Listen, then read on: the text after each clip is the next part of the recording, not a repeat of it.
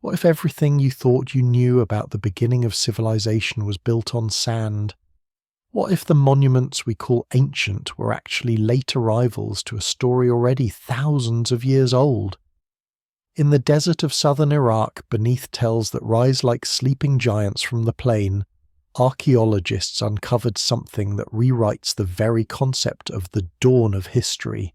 Cities, temples, writing, astronomy, all of it flourishing when the Nile Valley was still scattered camps of hunter-gatherers, when the plateau of Giza was empty, windswept stone, waiting for a future that wouldn't arrive for another 2,000 years. The Great Pyramid of Khufu has stood as the symbol of ancient achievement for so long that we've forgotten to ask the question that changes everything. What came before? What civilizations had already risen, built their temples, mapped the stars, and pressed their knowledge into clay tablets while Egypt was still learning to farm? So before the story pulls you under, take a moment to like this video and hit subscribe, but only if you're drawn to histories that unravel the timeline we thought we understood.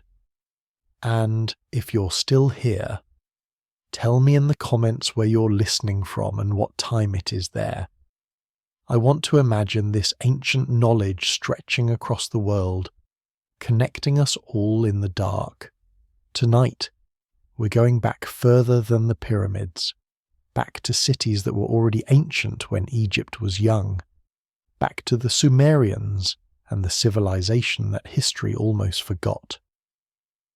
The Great Pyramid of Khufu was completed around 2560 BCE, a date established through astronomical alignment, historical records, and archaeological evidence that leaves little room for doubt. For centuries, this monument has represented the pinnacle of ancient achievement, the beginning of monumental civilization, the dawn of human ambition made stone. But here's what they don't tell you in school, what gets buried in the footnotes of archaeological reports. When those limestone blocks were being dragged across the Giza plateau, when Egyptian workers were mixing mortar and calculating angles, there were already cities in Mesopotamia that had been continuously inhabited for 3,000 years. 3,000 years! Let that sink in as you drift towards sleep.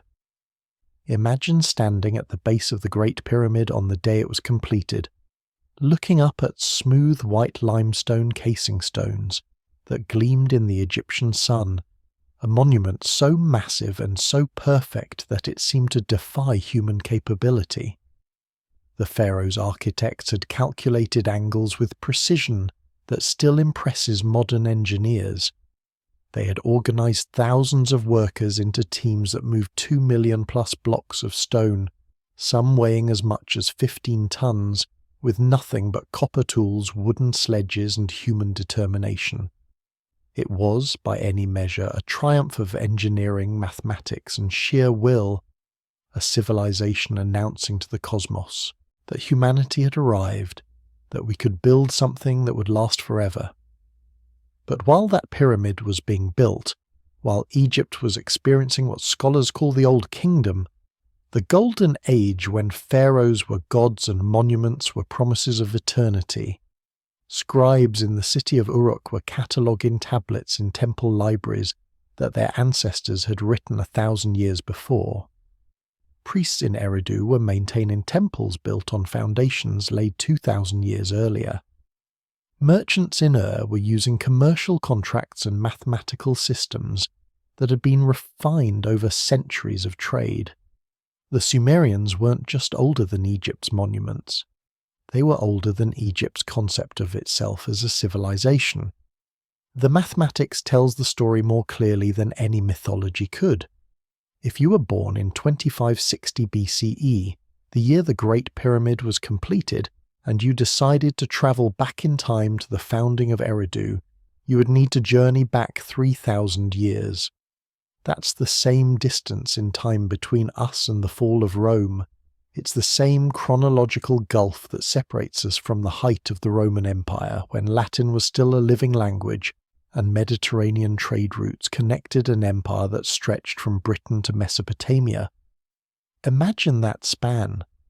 Now imagine cities, temples, writing, astronomy, mathematics, all of it already functioning, already sophisticated, already ancient by the time Egypt started building its first true pyramid. The timeline fractures our comfortable narratives about how civilization develops. We want progression, a clean story of humans slowly learning, slowly building, slowly accumulating knowledge until we reach the sophistication necessary for monumental architecture and urban planning. But the archaeological record doesn't cooperate with that story. It shows us cities appearing in Mesopotamia thousands of years before comparable development anywhere else, as if someone had compressed the entire process of civilization building into a few centuries and then pressed play while the rest of the world was still figuring out farming. Textbooks show the pyramids as the dawn of ancient history, the beginning of the story we tell about human achievement, but they're actually a middle chapter, built by a civilization that was learning from cultures that had already been writing, building, trading, and watching the stars for millennia. The Egyptians were brilliant, make no mistake. They created wonders that still stagger the imagination, but they created them in a world where civilization was already old, where the templates for urban life and monumental architecture had been established, tested, refined, and passed down through generations of Mesopotamian builders who left their knowledge pressed into clay tablets that would survive longer than any pyramid. So when you picture ancient history tonight, as you drift towards sleep, adjust the timeline in your mind, push it back, way back, before the pyramids, before hieroglyphs, before pharaohs claimed divinity, back to a time when the first cities were rising from the Mesopotamian plain, when the first temples were being oriented to the stars, when the first scribes were learning that marks pressed into clay could preserve thoughts across time and distance. That's where civilization begins, in Sumer, in cities whose ruins would be ancient by the time Egypt started dreaming of eternity. It began, as these stories often do, with fragments. In the mid-19th century, European archaeologists digging in the ruins of what would become Iraq started finding clay tablets covered in wedge-shaped marks that no one could read. They were beautiful, precise, clearly writing of some kind, but the language was unknown, the script indecipherable. Henry Rawlinson, working from inscriptions carved into cliff faces to Persia, began the slow work of cracking the code of cuneiform. And what emerged from those tablets was a civilization that predated anything the classical world had remembered, a people who called themselves the Black-Headed Ones, who built cities when the rest of the world was still learning what a city could be. Picture the scene, tell after tell rising from the Iraqi desert, artificial hills built from thousands of years of human occupation, each layer representing a different century, a different generation, a different chapter of continuous habitation. British and French archaeologists working in brutal heat with minimal funding and maximum ambition began systematic excavations in the 1850s and 60s.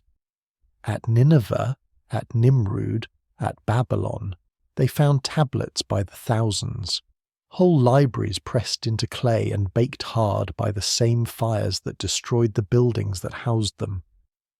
But the writing was alien, completely unlike anything known from Greek or Roman sources.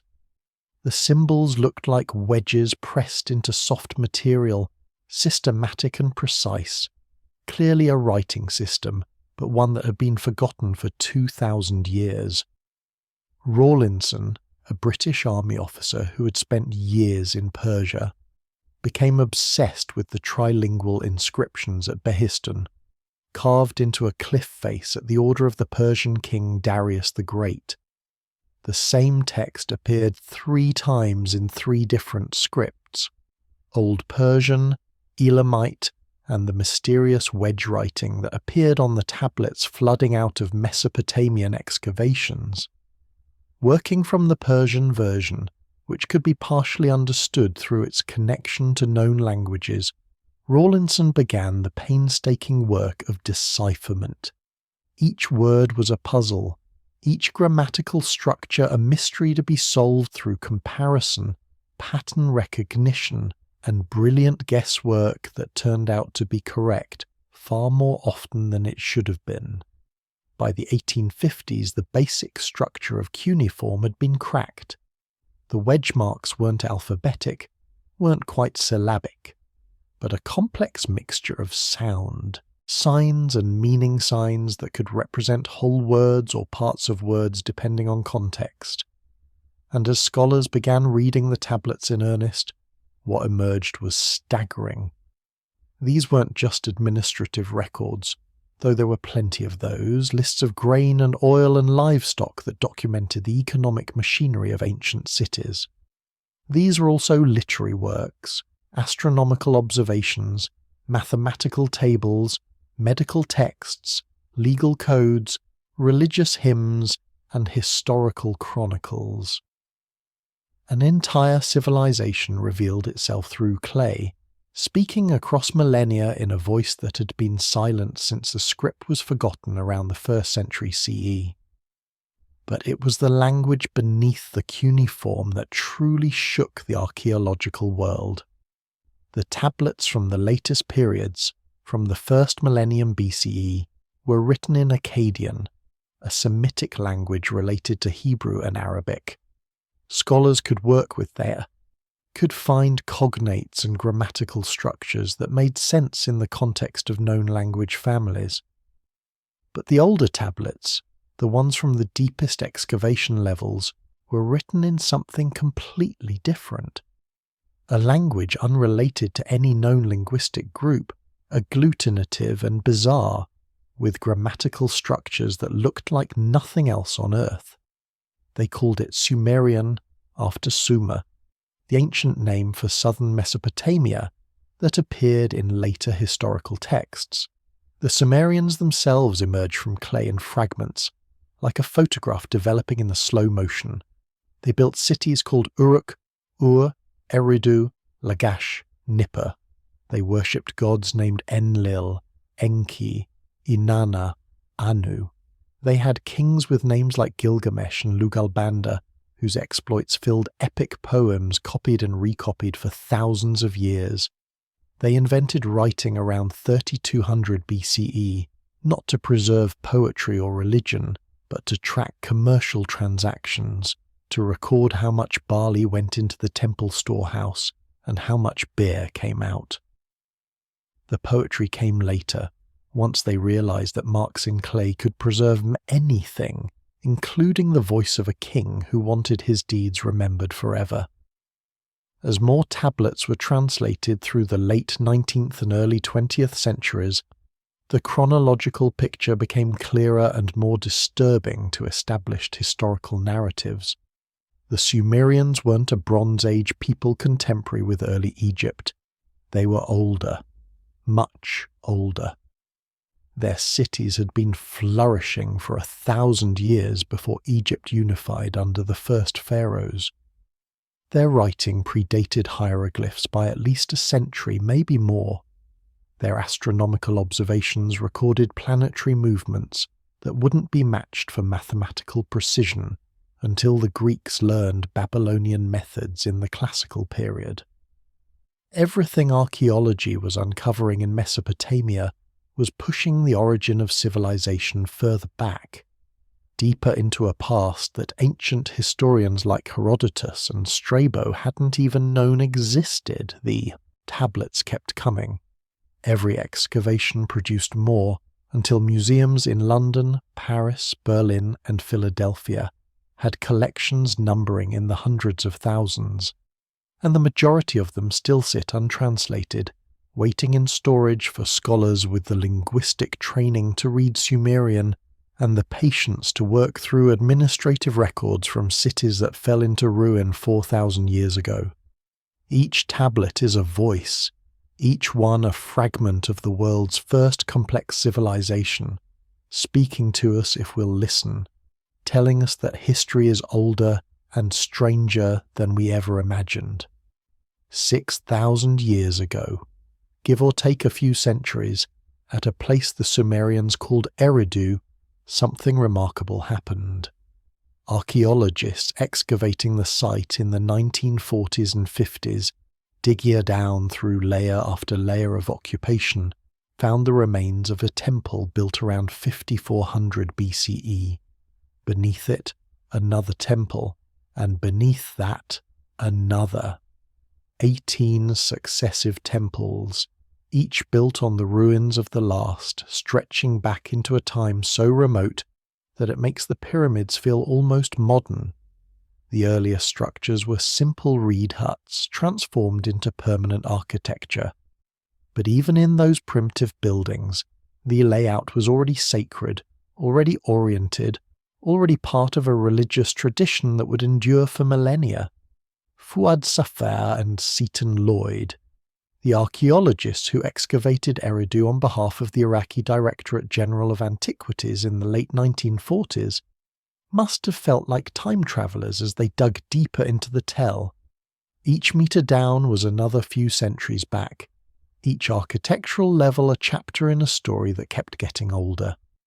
The later temples were substantial structures, mud brick platforms supporting sanctuaries decorated with elaborate architectural features, evidence of wealth and sophisticated building techniques.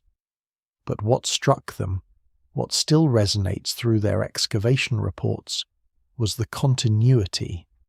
The same spot, used for the same sacred purpose, rebuilt again and again across thousands of years. Imagine a religious tradition so stable, so deeply rooted, that a temple destroyed by time or flood or fire would be rebuilt on exactly the same foundation, maintaining the sacred geography across generations who might not even remember the names of the ancestors who laid the first stones. The earliest temples down at the bottom of the stratigraphic sequence were almost laughably simple.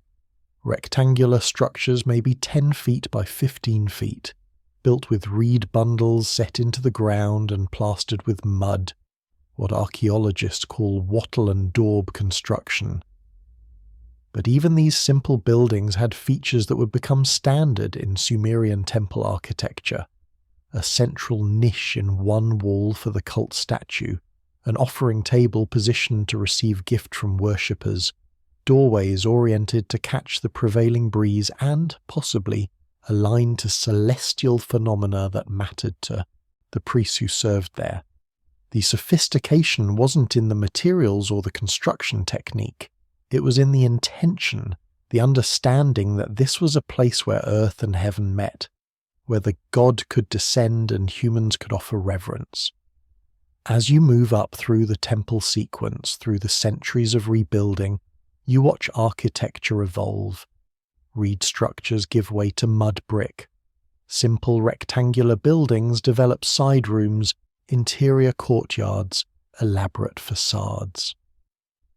By temple level 7, dated to around 5000 BCE, you're looking at substantial architecture with decorated walls, built-in altars, and evidence of complex ritual activity. By temple 12, around 4500 BCE, the structures are monumental, built on raised platforms to lift them above the surrounding settlement, visible statements of sacred space and religious authority. The final temples, from the early 3rd millennium BCE, are massive complexes that would eventually develop into the ziggurat tradition, those stepped pyramids that dominated Mesopotamian skylines and rivaled anything Egypt would build. But it's the continuity that haunts the imagination. 18 temples, each built on the ruins of the last, each maintaining the sacred function across changes in building materials, architectural sophistication, and probably political organization. The people who built Temple 1, that simple reed structure in the early 6th millennium BCE, couldn't have imagined Temple 18, the elaborate complex that stood 3,000 years later. But they started something that would endure, that would survive floods and invasions and the rise and fall of dynasties, something that mattered enough to be preserved and rebuilt and maintained across a span of time longer than all of recorded Egyptian history. Eridu wasn't unique in its longevity, but it was special in Sumerian religious thought. Later texts call it the first city, the place where civilization was lowered from heaven, where Enki, the god of wisdom and fresh water, established his temple and taught humans the arts of civilization. Whether this reflects genuine historical memory or mythological elaboration is impossible to say, but the archaeological evidence shows that Eridu was indeed ancient by Sumerian standards, that it had been a sacred center for millennia before the first Egyptian pharaohs claimed divinity. When the pyramids were being built, Eridu's temple complex was already maintaining a tradition that stretched back 3,000 years, rebuilt on foundations that had been sacred since before anyone learned to write, before anyone thought to preserve their knowledge in any form more permanent than oral tradition and the careful training of each generation of priests. And here's what keeps you awake, or should, as you drift towards sleep. If Eridu was this old, if it represented a continuous religious tradition stretching back into the Neolithic, what came before? What inspired that first simple temple, that first conscious decision to build a permanent structure for worship, rather than simply using a natural feature or a temporary shrine? The answer lies buried in earlier periods, in settlements we're only beginning to understand, in a past that gets deeper and stranger the more we dig. Picture the Nile Valley in 5400 BCE. Small settlements along the riverbank. People just beginning to experiment with agriculture. Scattered communities without writing, without monumental architecture, without the organizational complexity that would eventually birth the pharaohs. Now picture southern Mesopotamia at the same moment. Eridu already a sacred center, Uruk beginning its long rise toward urban magnificence, a network of settlements connected by trade routes and shared religious practice. The contrast is staggering. While Egypt was still in its Neolithic phase, Mesopotamia was inventing civilization itself, developing the templates that the rest of the world would eventually follow. The archaeological evidence from Egypt in the mid-6th millennium BCE shows us small villages, circular huts made of reed and mud, populations living primarily on wild resources supplemented by early farming. They made pottery, yes, but each community had its own traditions, its own styles, without the cultural unity that would mark later periods. They buried their dead in simple graves with minimal grave goods, suggesting social structures that were relatively egalitarian, without the sharp class divisions that come with urban civilization. They had no writing, no monumental architecture, no evidence of the kind of central authority that could organize large-scale construction projects or maintain long-distance trade networks. They were, in the terminology of archaeology, still Neolithic, still in the long, slow transition from mobile hunter-gatherers to settled agricultural communities. Meanwhile, in Mesopotamia, Eridu's temple complex was entering its 7th or 8th rebuilding, a substantial structure that required coordinated labor, centralized planning, and religious authority capable of commanding community resources. Uruk was growing from a village into something larger, a proto-urban center that would explode into full urbanism within a few centuries. The Ubaid culture, which we'll explore in a moment, had spread across the entire region, creating a shared pottery tradition, shared religious practices, and evidence of trade networks that moved goods across hundreds of miles. The organizational complexity was already there. The social hierarchies, the specialized labor, the surplus production necessary to feed non-farming specialists like priests and craftsmen. All the pieces of urban civilization were in place, waiting to coalesce into the cities that would define Sumerian culture. The difference wasn't environmental. Egypt had the Nile, perhaps the most predictable and generous river system in the ancient world, flooding annually with perfect regularity, depositing rich silt that made farming almost effortless. Mesopotamia had the Tigris and Euphrates, unpredictable rivers that could flood catastrophically or fail to flood at all, requiring irrigation systems, water management, and constant vigilance just to maintain agricultural production.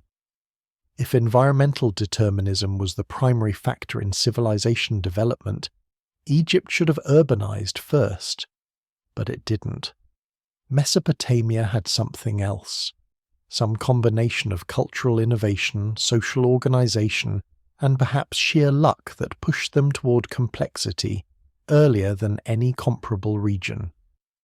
By 5000 BCE, when Eridu's temples were already ancient, Egypt was just beginning the slow process that would eventually lead to the pre-dynastic period, the centuries of gradual development that preceded the unification of Upper and Lower Egypt under the first pharaohs around 3100 BCE. Those pre-dynastic centuries saw the emergence of more complex settlements, the development of social hierarchies, the first experiments with monumental architecture. But they were following patterns that Mesopotamia had already established, solving problems that Sumerian city dwellers had already confronted and resolved centuries earlier. The wheel, the plough, standardized weights and measures, centralized grain storage, all of it developed first in Mesopotamia and spread outward, carried by trade and cultural exchange into regions that were just beginning to imagine what urban life could look like. This isn't to diminish Egyptian achievement. The civilization that would build the pyramids, that would create hieroglyphic writing and mummification and the elaborate theology of the afterlife, was brilliant and original. But it wasn't first. It developed in a world where cities already existed, where writing had already been invented, where other cultures had already demonstrated that large populations could be organized, fed, and governed. Egypt perfected many things, created wonders unique in human history, but the fundamental innovations, the base technologies of civilization, those came from Mesopotamia. The Sumerians wrote the first draft of urban civilization, and everyone else, including Egypt, revised and refined it. Archaeologists call it the Ubaid period, a span of time from roughly 6500 to 3800 BCE, when southern Mesopotamia saw the emergence of the world's first complex society. The name comes from Tel al-Ubaid, a site near Ur where distinctive pottery first identified this culture, but the Ubaid stretched across the entire region, a cultural horizon that predates anything recognizable as Egyptian civilization by thousands of years. The pottery is beautiful, painted with geometric designs in dark pigment on a light background, and it appears in settlement after settlement, evidence of shared culture, trade networks, and social organization that was already sophisticated when the pyramids were still an impossible dream. Harry Reginald Howell, working in the early 20th century, first identified the Ubaid layers beneath Sumerian sites, recognizing that this distinctive pottery represented a cultural period earlier than anything then known. Later excavations at Tel al-Ubaid itself and at dozens of other sites across Mesopotamia revealed the extent of this culture. It wasn't localized to a single city or region. It stretched from the Persian Gulf north to the Turkish border, from the Zagros Mountains west to the Syrian desert. This represented a unified cultural horizon, communities sharing pottery styles, architectural traditions, religious practices, and probably language across an area the size of California. In the mid-6th millennium BCE, when Egypt was still a patchwork of isolated villages, Mesopotamia was already culturally integrated, already functioning as a coherent region with shared identity and interconnected settlements. The Ubaid wasn't urban in the sense that later Sumerian cities would be. The settlements were villages, maybe a few thousand people at most, clustered around temples that served as religious centers and probably economic hubs for their regions. But the villages were permanent, built with substantial architecture that was meant to last. The irrigation systems, simple at first but growing more sophisticated through time, allowed agricultural surplus that freed some people from farming to become craftsmen, priests, or administrators. The social stratification was beginning, visible in differences in house sizes, grave goods, and access to prestige items like copper tools or imported stone for tools and jewellery. And the pottery, always the pottery, marks the Ubaid as a distinct period in human development. Ubaid ceramic vessels are immediately recognisable. Buff-coloured clay painted with geometric patterns in brown or black pigment, sophisticated shapes from simple bowls to elaborate vessels with spouts and handles. The quality is impressive, even by modern standards, showing technical skill in firing temperatures, clay preparation, and decorative application.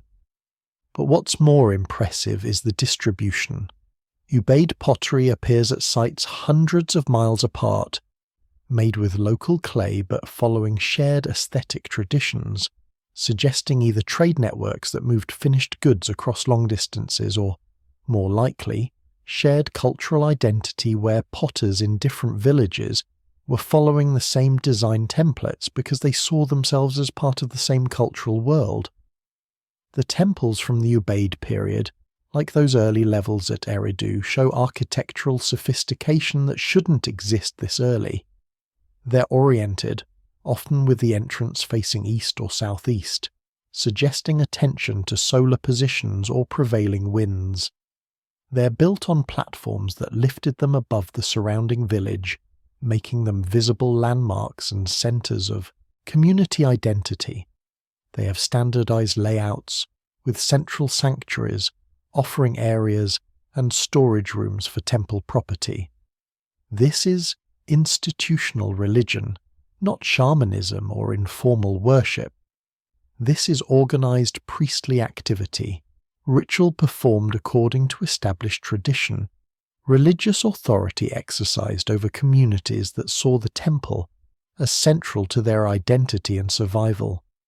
The Ubaid economy was already complex, based on irrigated agriculture, but supplemented by fishing, animal husbandry, and craft production.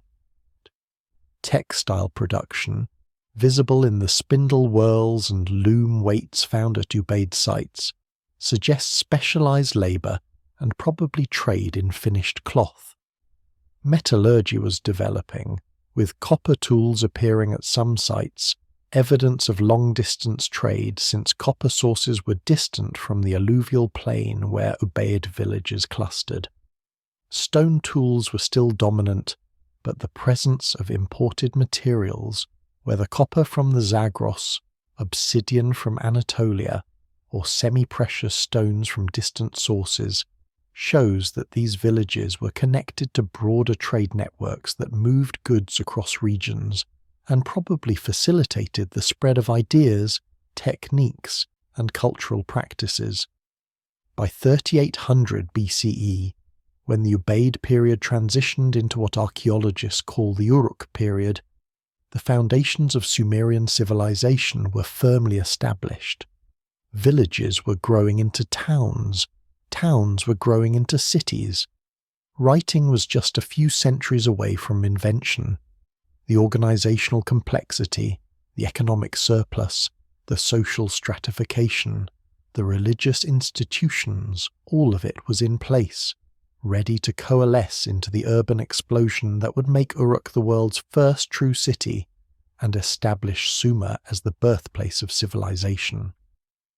While Egypt was still centuries away from its first dynasty, millennia away from its pyramids, Mesopotamia was already complex, already sophisticated, already ancient.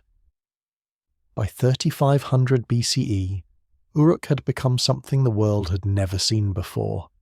A true city, with perhaps 50,000 inhabitants living within its walls, working in specialized crafts, worshipping at massive temple complexes, recording transactions in the world's first writing. The pyramids wouldn't be built for another 1,000 years. Egyptian hieroglyphs wouldn't be invented for several more centuries. But in Uruk, scribes were already pressing symbols into wet clay, creating the archives that would preserve Sumerian knowledge for 5,000 years. The White Temple at Uruk, a massive structure built on an artificial platform, stood 40 feet high, visible for miles across the flat Mesopotamian plain, a statement of human ambition that predates the step pyramid of Djoser by several centuries. Try to imagine what 50,000 people living in one place meant in the 4th millennium BCE.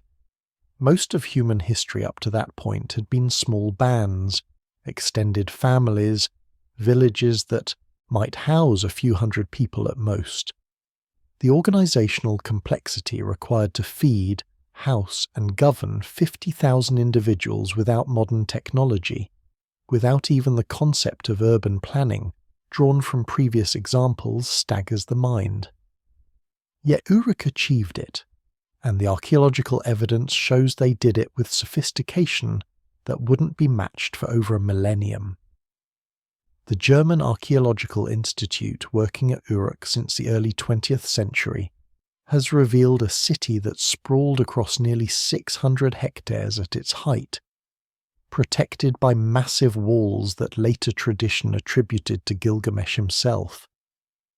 The urban plan was complex, residential districts separated by function and probably social class, industrial areas for pottery production and metalworking, set apart from living spaces, administrative centres where the business of running a city was conducted, and at the heart of it all, the temple complexes that dominated the skyline and the spiritual life of the population. This wasn't organic growth. This was planning, deliberate design, conscious decisions about how a city should function. The Eanna district, dedicated to the goddess Inanna, was a complex of temples, courtyards, and administrative buildings that covered several hectares in the centre of the city. The buildings were monumental, constructed with techniques that pushed the boundaries of what mud brick architecture could achieve. The limestone temple, so called for its use of imported limestone in an environment where stone was scarce and expensive, featured massive columns, mosaic decorations made from coloured clay cones pressed into the walls to create geometric patterns, and evidence of elaborate ritual activity that required specialized priests and enormous quantities of offerings. The resources required to build and maintain these structures suggest an economic system capable of generating surplus on a scale unprecedented in human history. But it's the White Temple, perched on its ziggurat platform at the edge of the city, that captures the imagination and announces Uruk's ambitions to the cosmos. Built around 3200 BCE, this structure rose 40 feet above the surrounding plain on an artificial mountain constructed entirely by human labour. The platform alone represents hundreds of thousands of mud bricks, tons of material moved and shaped and stacked with precision that created a stable foundation for the temple that crowned it. The temple itself was a rectangular building with distinctive architectural features, buttressed walls that created patterns of light and shadow, corners oriented to the cardinal directions with accuracy that suggests astronomical knowledge and careful surveying. This was architecture as statement, as theology made physical, as proof that humanity could build mountains and place their gods at the summit. The economic machinery that supported this urban explosion is visible in the thousands of clay tablets that begin appearing in Uruk's archaeological levels around 3200 BCE. These earliest written documents aren't poetry or religious texts, they're accounts. So many sheep delivered to the temple, so many jars of oil distributed to workers, so many loads of grain stored in warehouses for redistribution. The tablets reveal an economy of staggering complexity, with specialized administrators tracking resources that flowed into and out of temple storehouses, recording transactions between merchants, documenting the redistribution of goods to workers who no longer grew their own food because they were full-time craftsmen, priests, or bureaucrats. The population density meant specialization at levels impossible in smaller settlements. Potters who did nothing but make pottery, achieving quality and quantity that part-time producers could never match. Metalworkers who devoted their lives to mastering techniques for casting copper tools and weapons. Textile workers who turned sheep's wool into cloth fine enough to be traded across continents. Scribes who spent years learning the increasingly complex writing system that evolved from simple pictographs to sophisticated cuneiform, capable of expressing abstract concepts and grammatical nuance.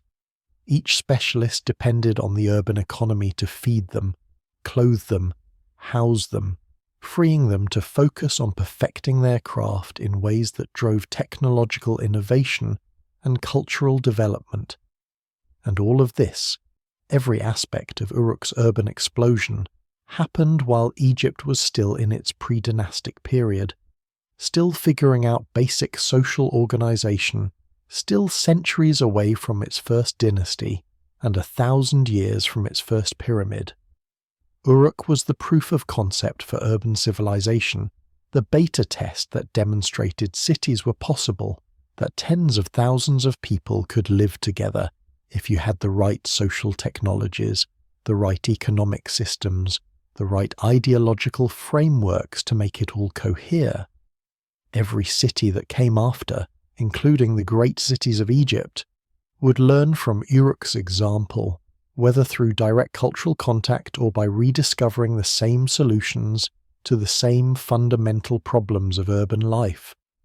But there was something else in Uruk, something preserved in the king list and in later literary traditions, a sense that the city's magnificence was connected to a deeper past, to knowledge that came from before the flood, from a time when the rules were different and the world was younger and stranger than it would ever be again. The Sumerian king list, compiled in the early 2nd millennium BCE but recorded in traditions far older, begins with a phrase that still sends chills down archaeological spines. When kingship was lowered from heaven. It lists kings who reigned for impossible spans of time, tens of thousands of years, rulers from before the flood whose names read like mythology: Alulim, Alalga, Enmenluana. Scholars debate what these numbers mean, whether they're symbolic, whether they represent dynasties rather than individuals. But one thing is clear: the Sumerians believed their civilization stretched back into a past so remote it blurred into legend, a time before the flood when the world was different and the rules were not yet set. The king list exists in multiple copies, each slightly different, compiled from older sources that the scribes themselves probably didn't fully understand. The version known as the Weld-Blundell prism, a clay prism now housed in the Ashmolean Museum in Oxford, is the most complete, and it reads like history slowly dissolving into myth as you go further back in time. The later kings have reasonable reign lengths measured in years that make sense for human lifespans. But as you move backward through the dynasties, before the flood that the text treats as a historical dividing line, the numbers become absurd. Alulim, the first king of Eridu, reigned for 28,800 years. Alalga, who followed him, managed 36,000 years on the throne. Enmenlu-Ana of Bad-Tibira supposedly ruled for 43,200 years. No serious scholar believes these numbers represent literal chronology, but what do they represent? One theory suggests they're not individual reigns, but dynastic periods, with each name standing in for multiple rulers whose specific identities were lost to time but whose period of rule was remembered. Another interpretation reads the numbers as symbolic, encoded in a mathematical or mystical system we no longer understand, perhaps related to astronomical cycles or religious numerology. A third possibility, more unsettling, is that the numbers reflect a different understanding of time itself, a conceptual framework where the deep past wasn't measured in human generations but in cosmic cycles, mythic ages that bore no relation to the solar years that govern our calendars. What's consistent across all the versions of the king list is the flood. It appears as a dividing line, a break in continuity so absolute that it resets the world. Before the flood, the antediluvian kings, with their impossible reign lengths, ruling from cities that may or may not have been historical. After the flood, kingship descended from heaven again, this time to Kish, and the reign lengths dropped to mere thousands of years before eventually settling into historically verifiable numbers that match other records from the 3rd and 2nd millennia BCE. The flood isn't treated as myth in the king list.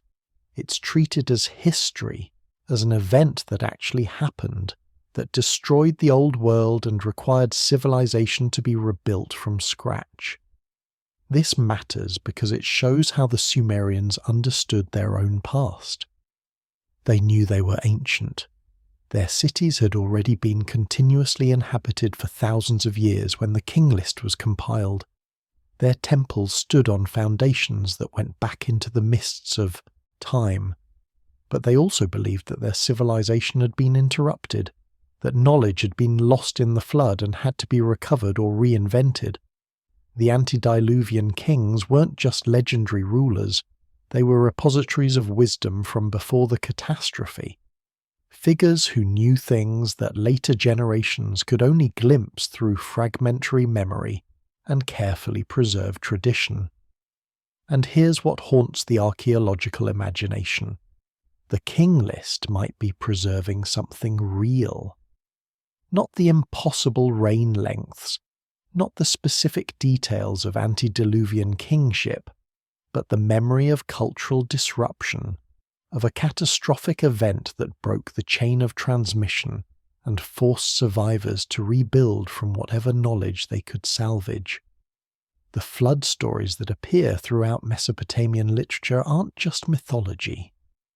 They might be the echoes of genuine disaster, remembered and retold and embellished across thousands of years until the historical event became inseparable from the mythological narrative that grew around it. The cities the king list names as prediluvian seats of power, Eridu, Bad-Tibira, Larak, Sipar, Shurupak, were all real places, all excavated by archaeologists, all showing occupation layers that stretch back into the Ubaid period and beyond. These weren't invented cities from pure mythology. They were actual settlements whose ruins still rise from the Mesopotamian plain, whose temple platforms still mark the locations where ancient priests performed rituals that were already ancient when the king list was written. The Sumerians weren't making things up. They were preserving traditions about their own deep past, traditions that had been maintained through oral transmission and periodic written compilation for so long that the boundaries between history and legend had become porous, letting myth and memory blend into something stranger than either. Every ancient culture has a flood story, but the Sumerian version is the oldest we've found, preserved on tablets that predate the biblical account by over 1,000 years. The Epic of Atrahasis and the flood story embedded in the Epic of Gilgamesh describe a catastrophic deluge that destroyed the world, sent by gods who regretted creating humanity. Ziusudra, the Sumerian Noah, builds a boat and saves the seed of all living things. But here's what makes it haunting. Geological evidence suggests massive flooding in Mesopotamia around 5000 BCE. Real inundations that would have seemed apocalyptic to early settlers. The Sumerians might be remembering something real, an actual disaster that reset their world and became embedded in cultural memory so deep it shaped their entire worldview. The flood narrative in the Epic of Gilgamesh is particularly detailed, embedded in the 11th tablet where Gilgamesh meets Utnapishtim, the Babylonian version of the Sumerian Ziusudra, who survived the deluge and was granted immortality by the gods. Utnapishtim describes how Ea, the god of wisdom, warned him of the coming flood by speaking to the reed walls of his house, instructing him to build a massive boat and fill it with the seed of all living things, with craftsmen and animals and provisions for a voyage of unknown duration. The boat's dimensions are given precisely: 7 stories high, 1 acre in area, coated with bitumen inside and out to make it watertight. When the flood came, it lasted 7 days and 7 nights, rain falling with such intensity that even the gods were frightened by what they had unleashed. The detail in these accounts suggests they're drawing on genuine tradition, on stories told and retold, refined through countless retellings until every element had meaning, every image carried weight. The boat landing on a mountain after the waters recede, Utnapishtim sending out birds to test whether the land was dry, the sacrifice offered to gods who smelled the sweet savour and clustered around it like flies. Grateful that humanity had survived, all of these narrative elements appear with variations in flood stories across the ancient Near East, suggesting either common origin or common experience, shared memory of catastrophic flooding that affected multiple cultures simultaneously. And the geological evidence supports the possibility of genuine megafloods in ancient Mesopotamia. Leonard Woolley, excavating at in the 1920s, found a layer of clean water-laid clay 8 feet thick, cutting through the occupation layers like a knife, separating the Ubaid pottery below from later material above. He interpreted this as evidence of the flood, the biblical deluge, and though later scholarship has been more cautious, the presence of flood deposits at multiple Mesopotamian sites suggests periodic inundation that would have been devastating to early agricultural settlements dependent on stable water levels and predictable growing seasons. The Tigris and Euphrates weren't gentle rivers. They flooded catastrophically, changing course without warning, destroying villages and fields that had existed for generations.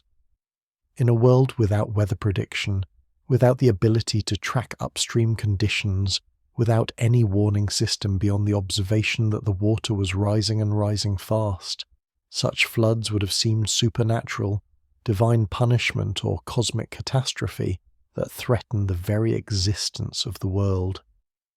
If you survived by retreating to high ground, or by somehow staying afloat while your entire village disappeared beneath muddy water, that experience would mark you, would mark your culture, would become the kind of story that gets told for generations, refined and elevated and made mythological, because the literal truth was too terrible to confront without wrapping it in narrative structure. The Sumerians living in the 4th and 3rd millennia BCE would have known about floods, would have experienced them personally or heard detailed accounts from survivors, but they also believed something more, something preserved in their myths about the antediluvian age, that before the Great Flood things had been different. The early kings lived longer, perhaps the gods were more present, perhaps the knowledge was deeper. The flood represented a break, a rupture in continuity that separated the deep past from historical time. Everything after the flood was diminished somehow, a shadow of what came before. Civilization had to be rebuilt, techniques relearned, knowledge recovered from whatever had been saved. Whether this reflects genuine cultural memory of some catastrophic event, or whether it's a mythological explanation for cultural change, we may never know. But the flood narratives shaped Sumerian thought in profound ways, creating a worldview where the present was always in dialogue with a lost past, where the greatest wisdom came from before the catastrophe, where the goal of civilization was to recover and preserve knowledge that might otherwise be lost when the next disaster came. This is why they wrote everything down, pressing their knowledge into clay with such obsessive detail.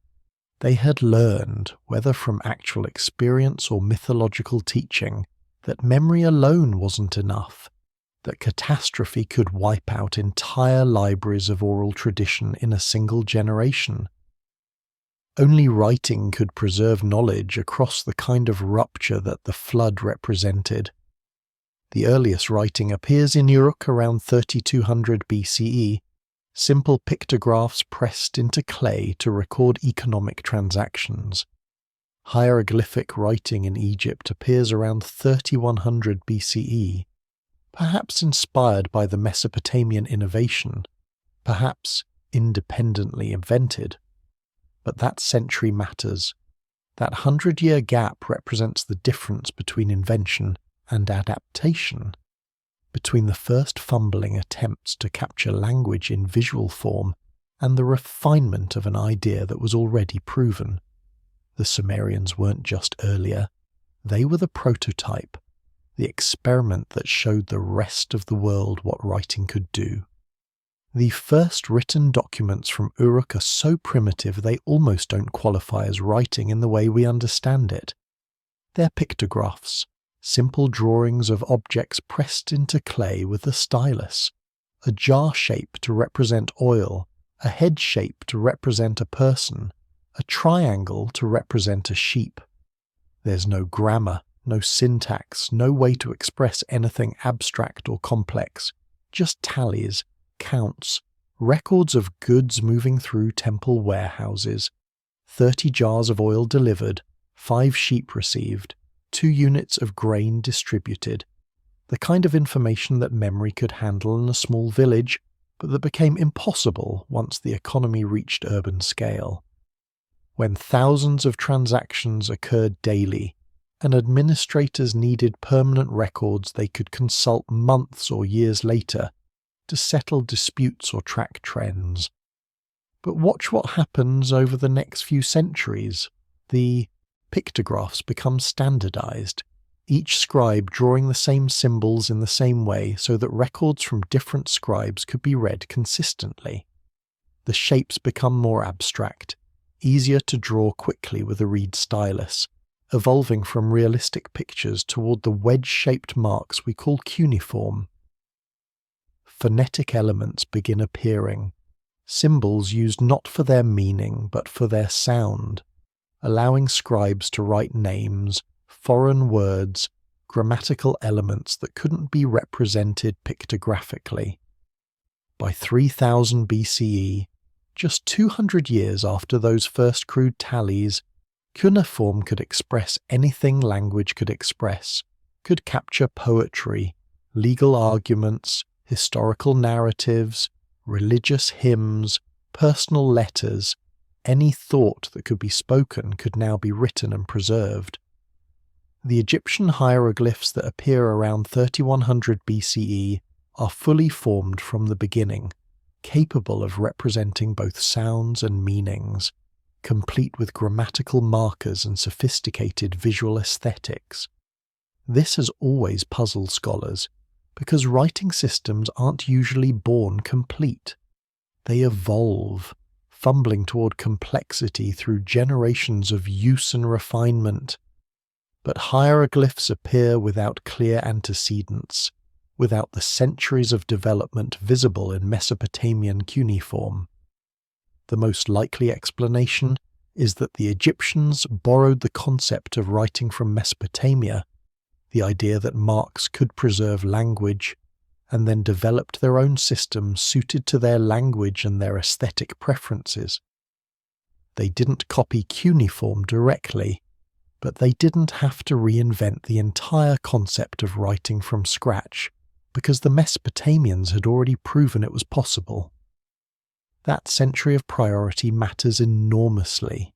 It means that when the first Egyptian dynasties were forming, when the pharaohs were beginning to establish the administrative apparatus that would eventually build the pyramids, they had the example of Mesopotamian writing to draw on, even if only conceptually.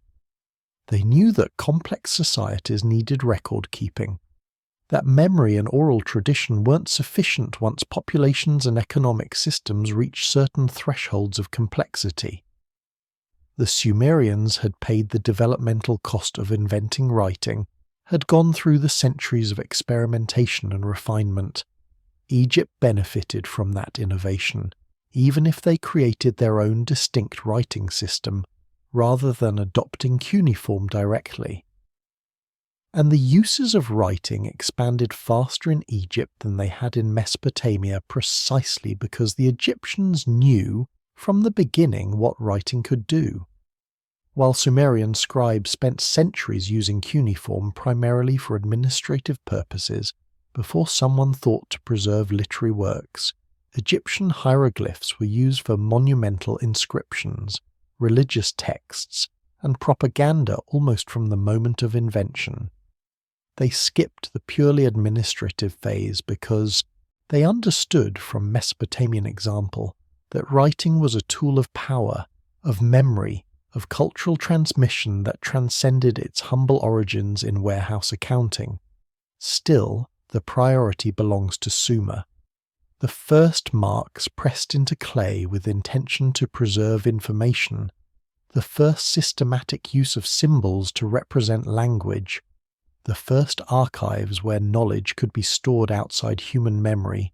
All of it happened in Uruk and spread outward from there, inspiring or directly influencing every writing system that followed. When you read anything, in any language, using any script, you're participating in a tradition that began with Sumerian scribes making marks in wet clay to track how much barley went into the temple storehouse. That's the foundation. Everything else is elaboration. Long before the Egyptians aligned the Great Pyramid to true north, with astonishing precision, Sumerian priests were tracking the movements of Venus, recording its risings and setting in tablets that show mathematical sophistication that shouldn't exist this early. The Venus tablet of Ammisaduqa, copied from much older sources, preserves observations of the planet's movements across 21 years, marking the dates when it appeared and disappeared with precision that suggests centuries of accumulated knowledge. These weren't primitive stargazers making lucky guesses. These were astronomers with mathematical systems, predictive models, and written records that allowed them to build on the observations of previous generations. The Venus tablet is a strange document, compiled during the reign of Ammisaduqa, a king of the first dynasty of Babylon who ruled around the 17th century BCE. But the astronomical observations it records are clearly copied from much older sources, possibly dating back to the late 3rd millennium BCE or even earlier. The tablet records the dates when Venus first became visible in the morning sky before sunrise, and when it disappeared, when it reappeared in the evening sky after sunset, and when it vanished again, tracking the planet's complex cycles with accuracy that requires systematic observation over many years. The level of detail is extraordinary. Specific months, specific days, specific relationships between Venus's appearances and other celestial events. This isn't casual sky watching. This is professional astronomy, institutionalized observation, knowledge accumulated and preserved across generations of priestly astronomers who understood that patterns in the sky repeated and could be predicted if you had sufficient data. The mathematical framework supporting these observations was based on the sexagesimal system, the base 60 mathematics that the Sumerians developed and that we still use for measuring time and angles. This wasn't arbitrary. 60 is divisible by many smaller numbers, making it useful for complex calculations involving fractions and ratios. The Sumerians divided the circle into 360 degrees, each degree into 60 minutes, creating a mathematical framework that could handle the angular measurements necessary for tracking celestial bodies across the sky. They calculated the synodic period of Venus, the time it takes for the planet to return to the same position relative to Earth and the Sun, with accuracy that suggests sophisticated understanding of planetary motion. But why Venus specifically? Why did Sumerian astronomers focus so intensely on this particular planet? Part of the answer lies in the planet's visibility and dramatic behavior. Venus is the brightest object in the sky after the Sun and Moon, appearing as the morning star or evening star depending on its position in its orbit, and its movements are complex, appearing and disappearing according to cycles that must have seemed significant to people watching the skies night after night. But there's something else, something preserved in Sumerian religious tradition. Venus was identified with Inanna, the goddess of love and war, whose mythology emphasized her descent into the underworld and her return. The astronomical observations of Venus's disappearances and reappearances might have been connected to this mythology, or the mythology might have developed from the astronomical observations. Either way, the study of Venus was both scientific and religious, an attempt to understand the movements of a goddess written in the stars. The precision required for these observations is remarkable. You can't just glance at the sky and record when Venus appears. You need to watch systematically, night after night, year after year, noting the exact dates and circumstances of each appearance and disappearance. You need to maintain records that can be compared across years to identify repeating patterns. You need mathematical tools to calculate intervals and predict future events based on past observations. And you need institutional support, priestly positions dedicated to sky watching, resources allocated to maintain observation platforms, systems for training new observers to continue the work when the current generation dies. All of this existed in Sumer by the 3rd millennium BCE, possibly earlier, creating an astronomical tradition that would influence Babylonian science, which in turn would shape Greek astronomy, which became the foundation for European astronomy all the way through the Renaissance. The Egyptians were also skilled astronomers. They aligned the Great Pyramid to true north with an accuracy of about 3/60ths of a degree, an achievement that required careful observation of circumpolar stars and sophisticated understanding of geometry. But the Egyptian astronomical observations that survive tend to be focused on practical applications, tracking the annual flood of the Nile, creating calendars for agricultural purposes, aligning monuments for religious reasons. The Sumerian astronomical tradition went deeper, attempting to understand celestial mechanics, to predict future positions of planets, to create mathematical models of cosmic motion. They were doing theoretical astronomy, not just applied observation, and they wrote it all down, preserving their observations in cuneiform tablets that would survive the fall of their civilization, the conquest of their cities, the extinction of their language. The astronomical knowledge pressed into those tablets would be inherited by the Babylonians, refined and elaborated, eventually transmitted to the Greeks who transformed it into the mathematical astronomy that dominated Western science for 2 millennia. Every astronomical calculation, every planetary prediction, every attempt to model the movements of celestial bodies traces its lineage back to those Sumerian priests watching Venus rise and set, recording each appearance with patience that spanned lifetimes, building knowledge that would outlast empires. The temples at Eridu weren't random constructions. Even in the earliest layers, archaeologists found evidence of precise orientation, of mathematical ratios in the building proportions, of sacred geometry that suggests sophisticated understanding of architectural principles.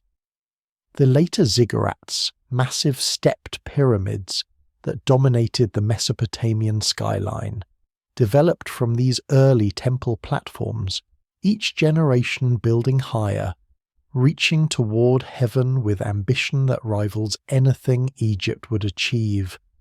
The ziggurat at excavated by Leonard Woolley in the 1920s, dates to the 21st century BCE, contemporary with Egypt's Middle Kingdom, but it represents the culmination of a building tradition that was already 2,000 years old. Stand at the base of a ziggurat if you could, in its prime when the mud brick was still fresh and the facades were decorated with elaborate patterns. The structure rises in massive steps, each level smaller than the one below, creating a mountain that exists nowhere in nature on the flat Mesopotamian plain. The proportions aren't accidental. Woolley's careful measurements of the ziggurat at revealed mathematical relationships in the dimensions, ratios that appear again and again in Mesopotamian sacred architecture. The relationship between base width and height, the proportions of each successive level, the placement of staircases that ascended the face of the structure toward the temple that crowned the summit. This was architecture as mathematics, as sacred proportion, as physical manifestation of cosmic order.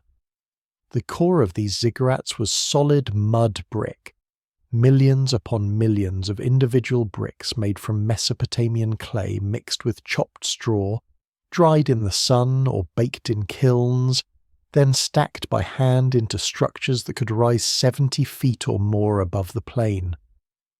The engineering required to make such structures stable was formidable. Mud brick is strong in compression but vulnerable to water damage, and the Mesopotamian climate featured both intense heat and occasional torrential rain. The builders compensated with sophisticated drainage systems built into the ziggurat structure, with bitumen waterproofing on exterior surfaces, with carefully calculated buttresses and setbacks that distributed weight and prevented collapse.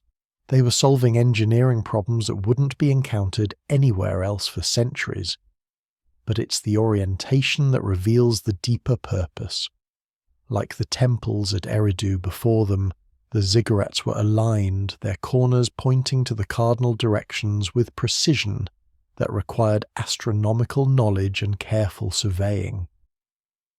The staircases typically faced east or southeast, toward the rising sun, or toward specific stellar risings that had religious significance. The summit temples, where the god was believed to descend from heaven to meet with priests, were positioned to capture first light or to align with significant celestial events. This wasn't just architecture, it was cosmology made physical, an attempt to create on Earth a structure that reflected the order of the heavens.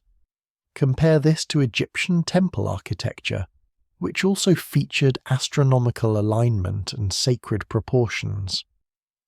The temple at Karnak, begun in the Middle Kingdom and elaborated over centuries, shows sophisticated understanding of geometry and celestial relationships.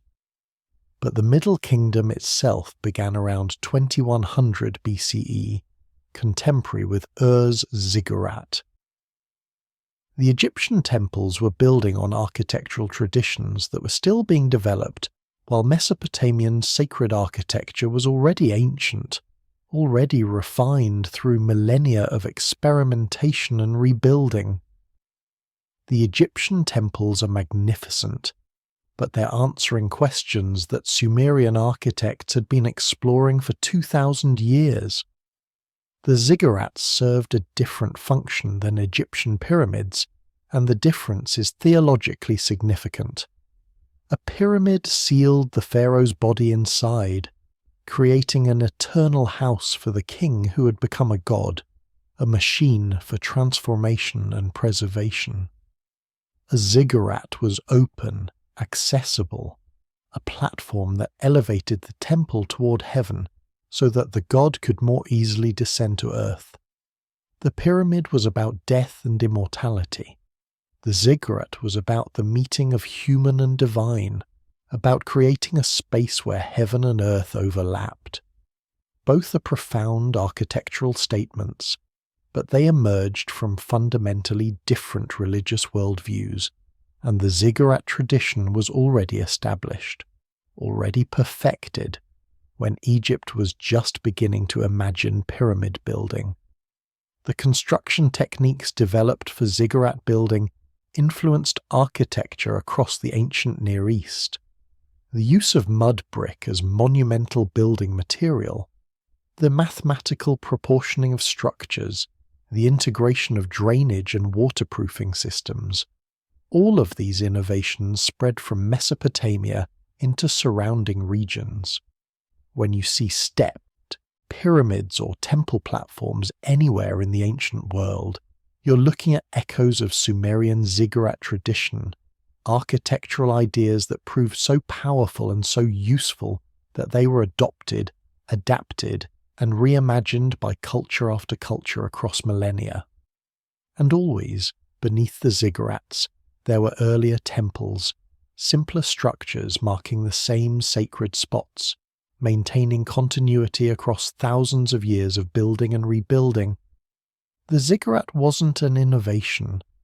It was an elaboration, the perfection of an architectural idea that stretched back through the Ubaid temples, back through the earliest mud brick platforms, all the way back to those simple reed structures that marked Eridu as sacred in the 6th millennium BCE.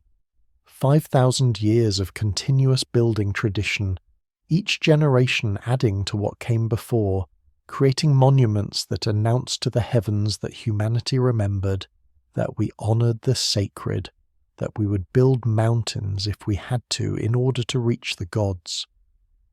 When archaeologists examine Sumerian artifacts from the Ubaid period, they find evidence of metallurgical knowledge that shouldn't exist this early.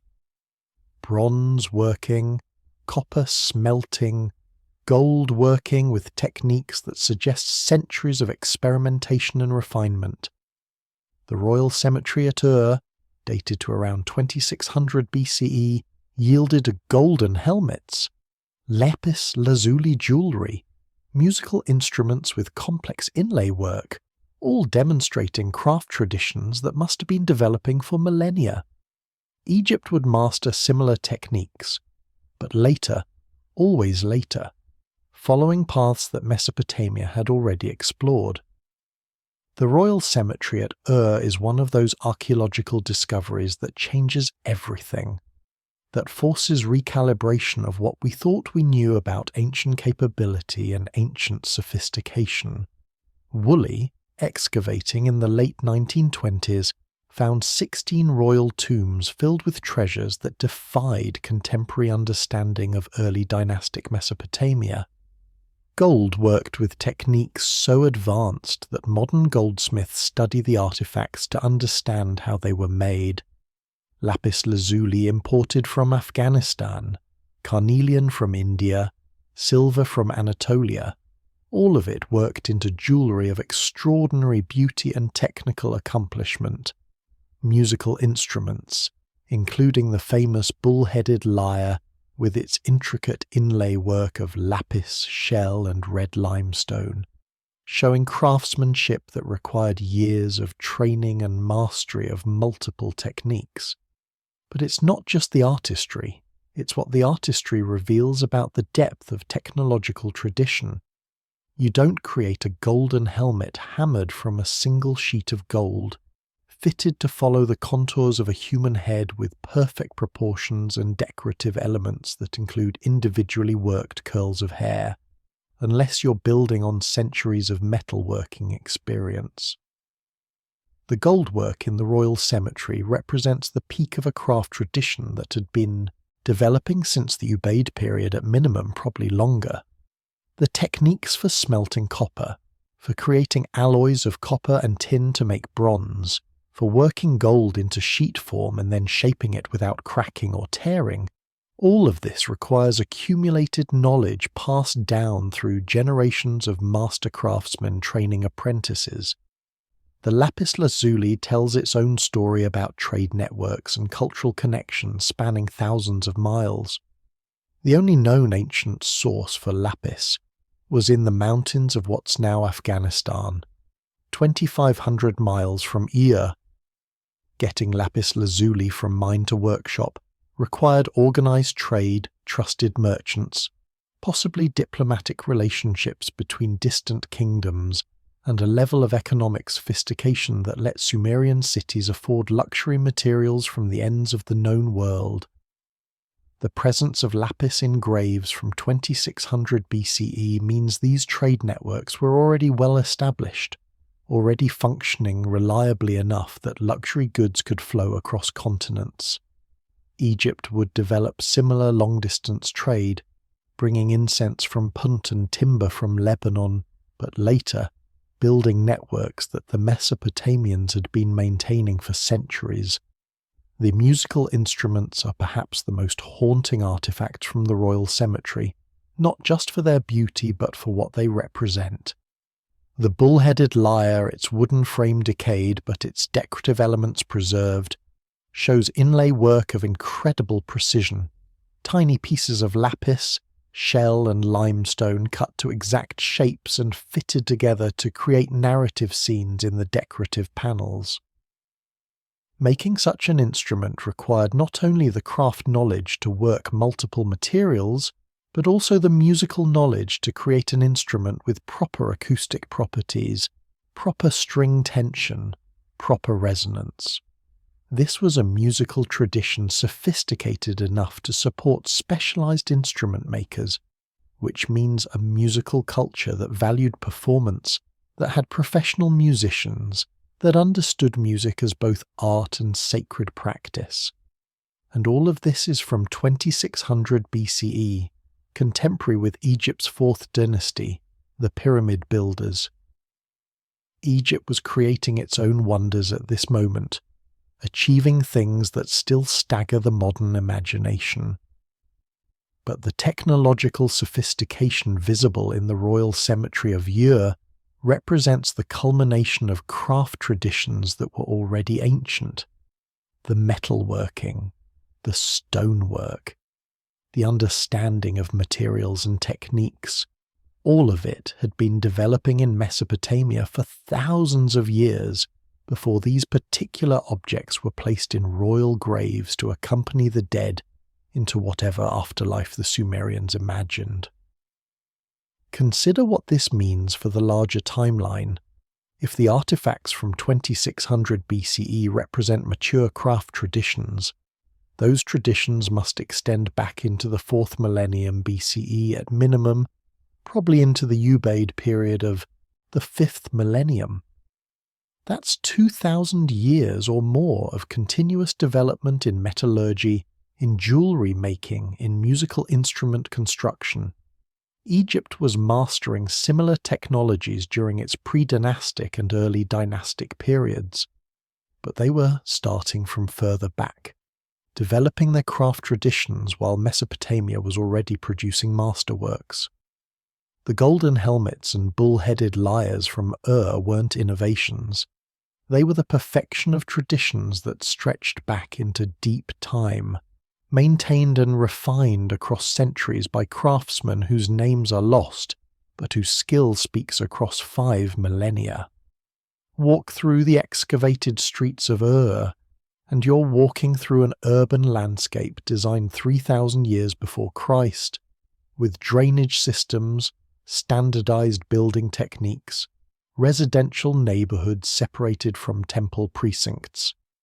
The level of planning suggests centralized authority, bureaucratic organization, and civic identity that Egypt wouldn't develop until the Old Kingdom, when Sumerian cities were already ancient. The Mesopotamians invented the city quite literally, and every urban center that followed, including the great cities of Egypt, learned from their example.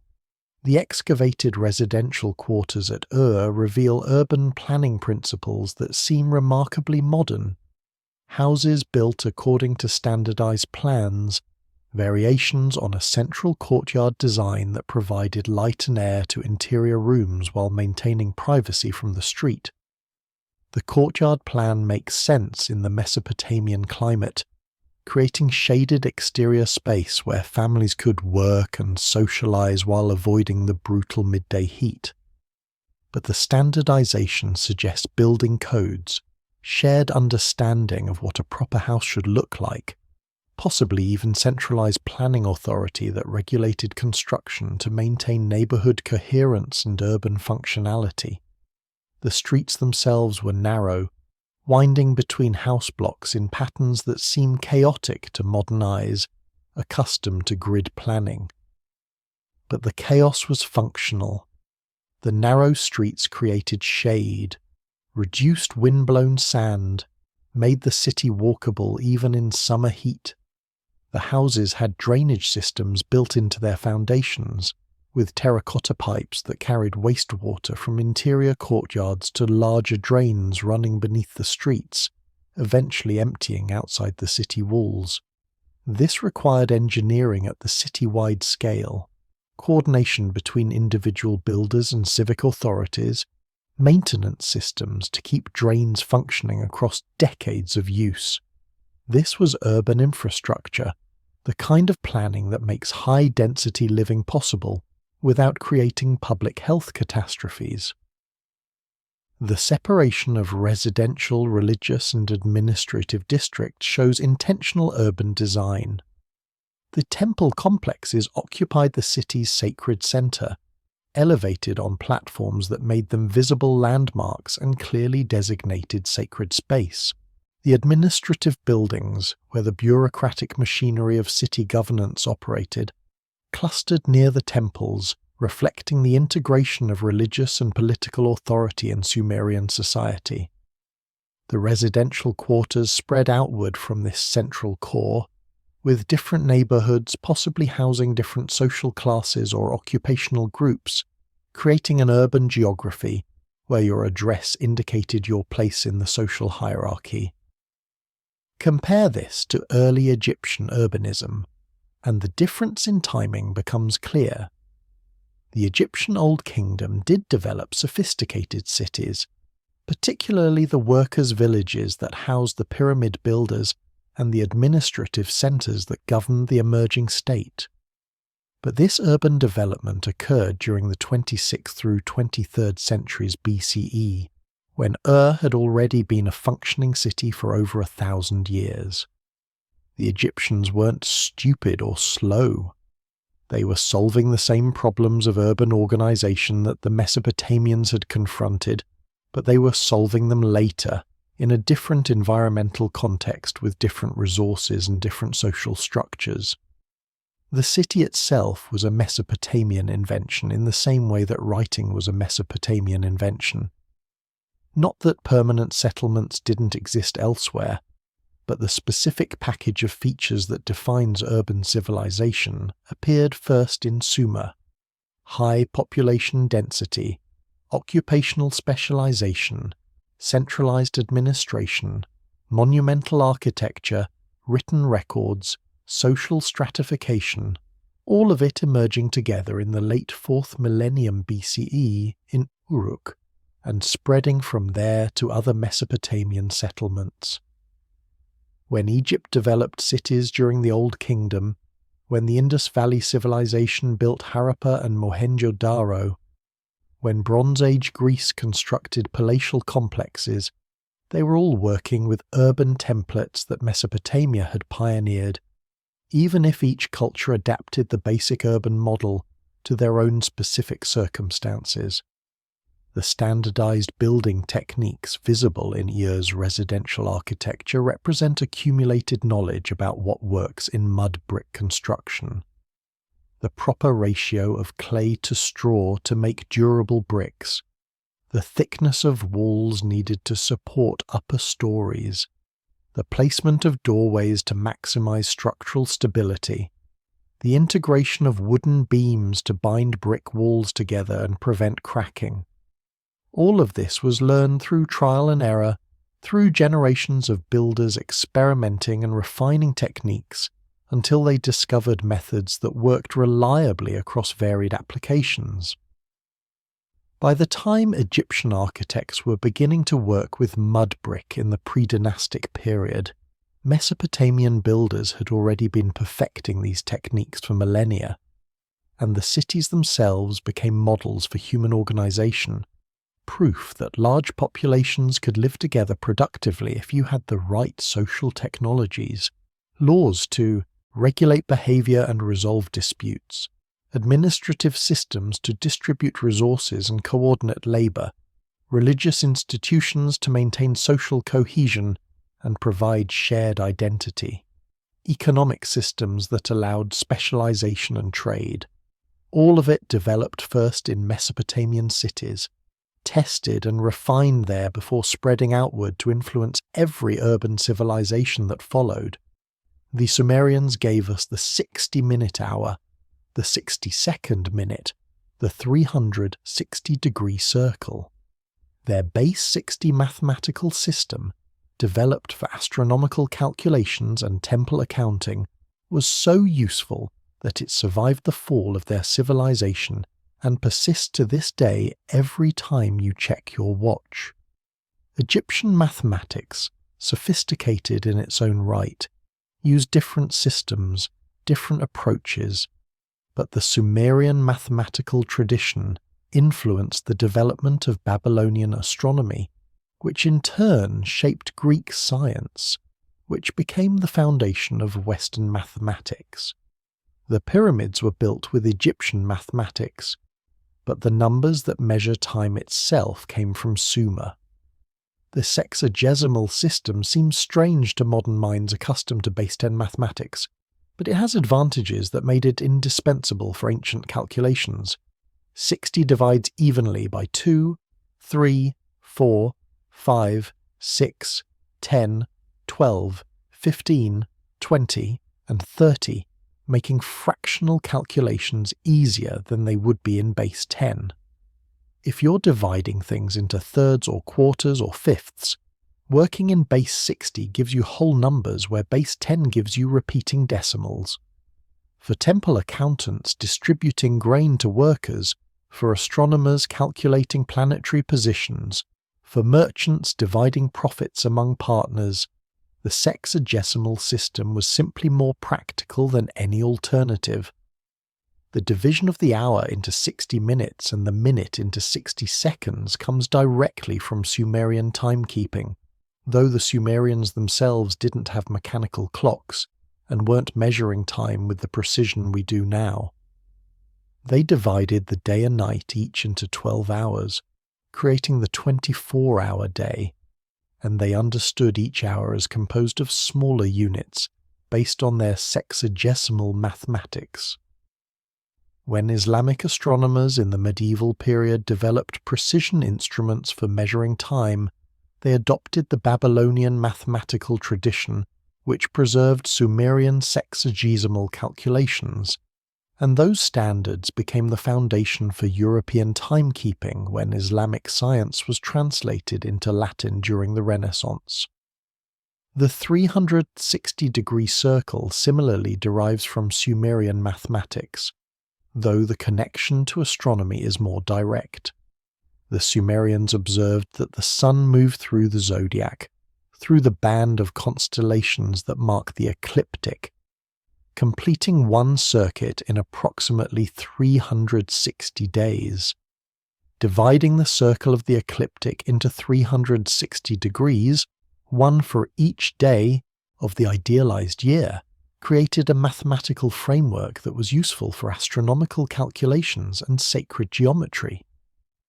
Later, Babylonian astronomers refined this into the sophisticated mathematical astronomy that influenced Greek, Islamic, and eventually European science, but the foundation was Sumerian, developed in the 3rd millennium BCE or earlier.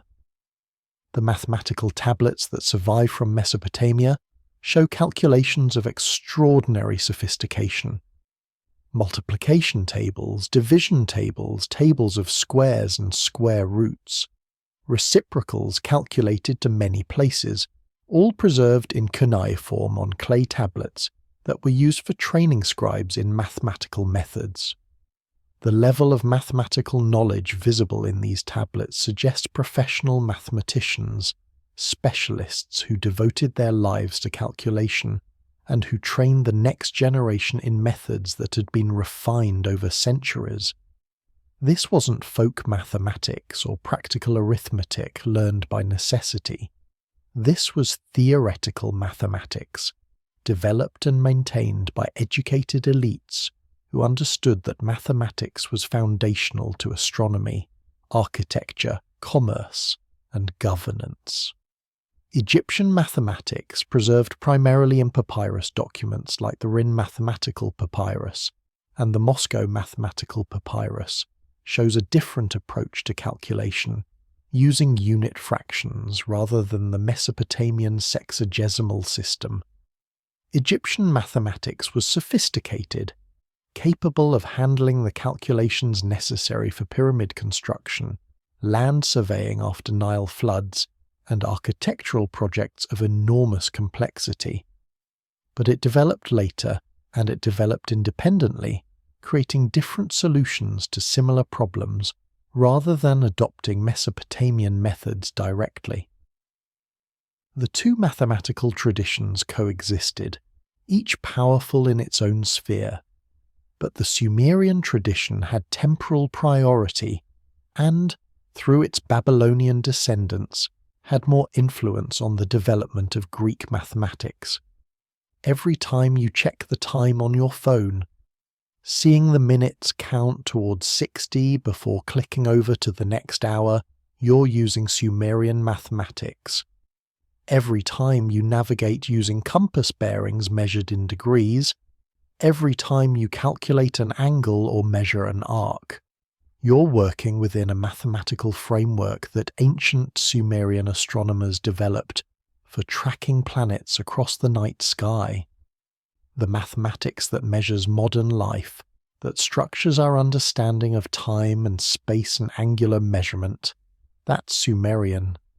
Preserved across 5,000 years because the system was so useful, so practical, so elegantly suited to human needs that no one ever bothered to replace it. The Fertile Crescent earned its name for a reason.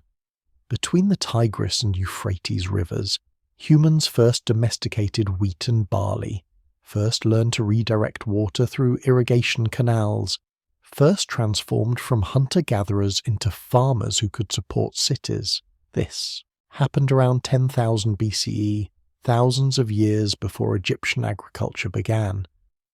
The agricultural surplus that made Sumerian cities possible came from innovations in farming that predated any comparable development in the Nile Valley.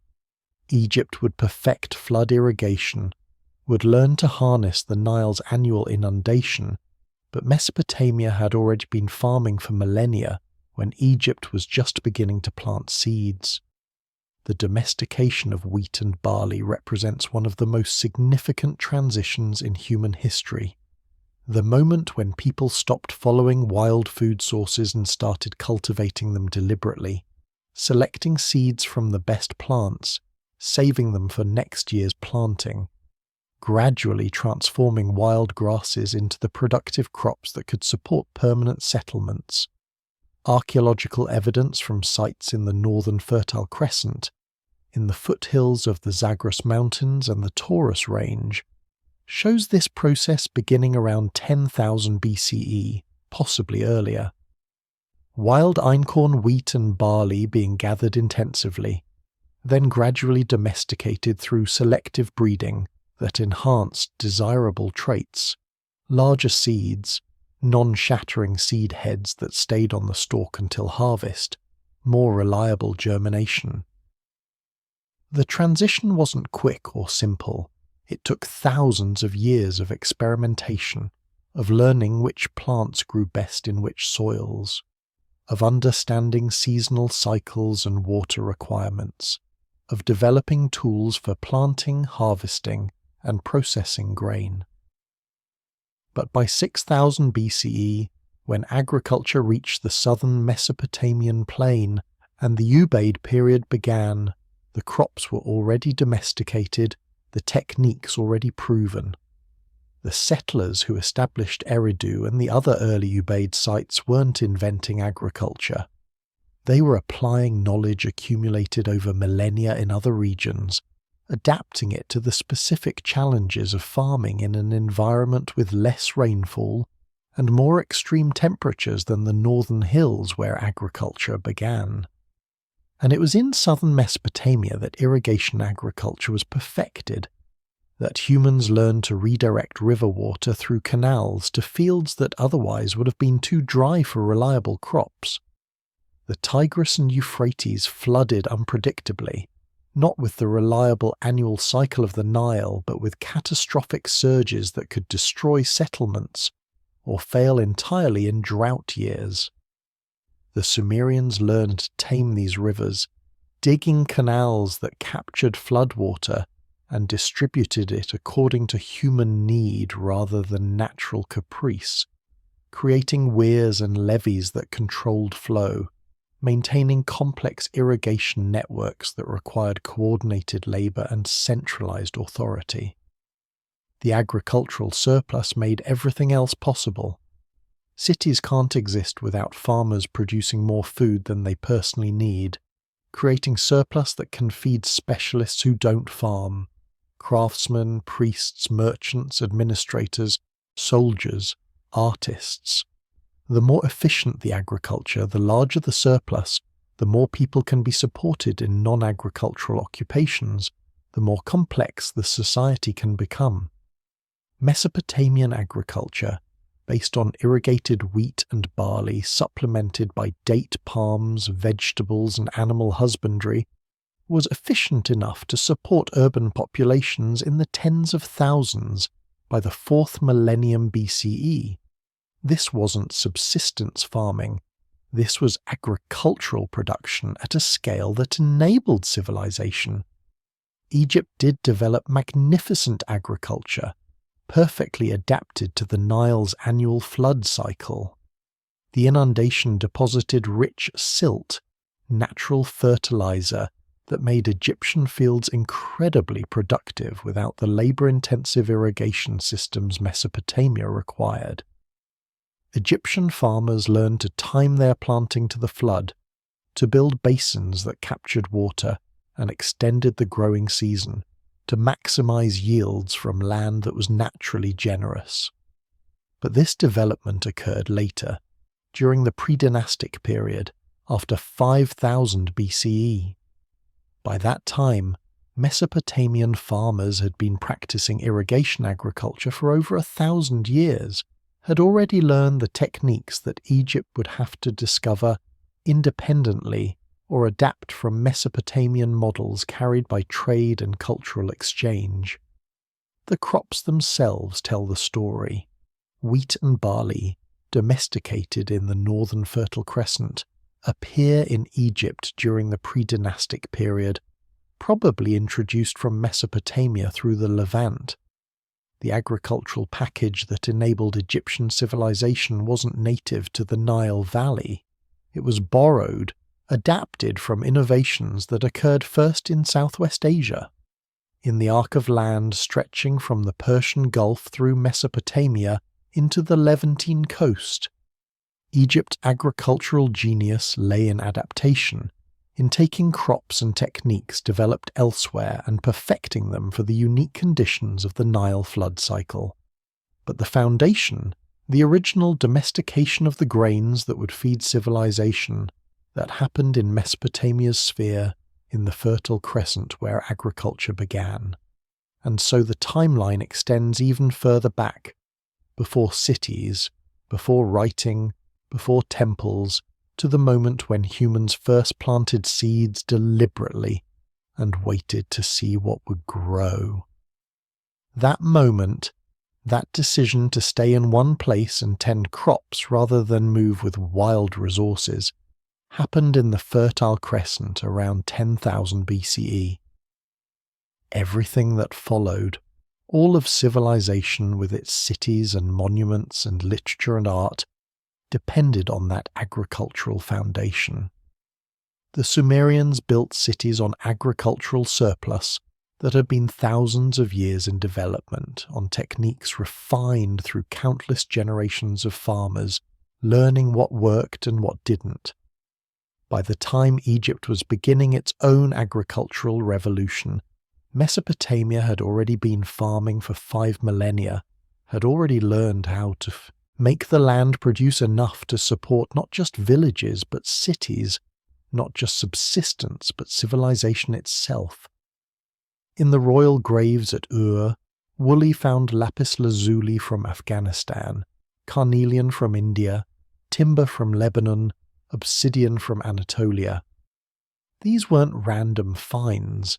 They were evidence of trade networks spanning thousands of miles, organized commerce that connected disparate regions into an economic web centered on Sumerian cities. This was happening in the 3rd millennium BCE, when Egypt was just beginning to establish its own trade relationships. The Sumerians were already experienced merchants, already sophisticated traders, already connected to the wider world in ways that suggest centuries of commercial development. Think about what it takes to move lapis lazuli from the mountains of Afghanistan to the workshops of Ur.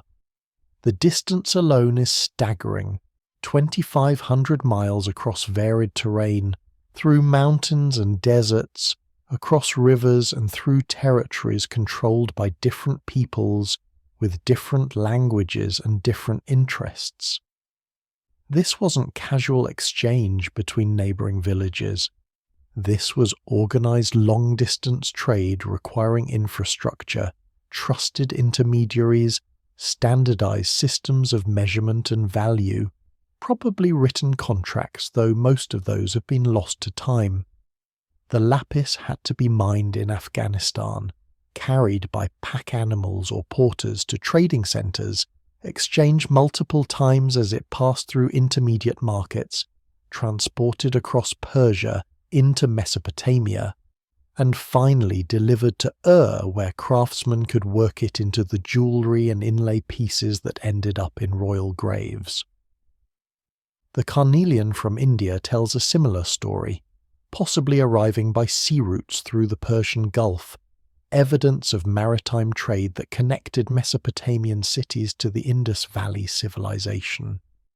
Ships built of timber imported from Lebanon because the Mesopotamian plain had no trees suitable for shipbuilding, sailing the Gulf waters with cargoes of Mesopotamian wool and grain to trade for Indian gems and spices, returning with goods that would be distributed through Sumerian markets to customers who could afford luxury items from the edges of the known world.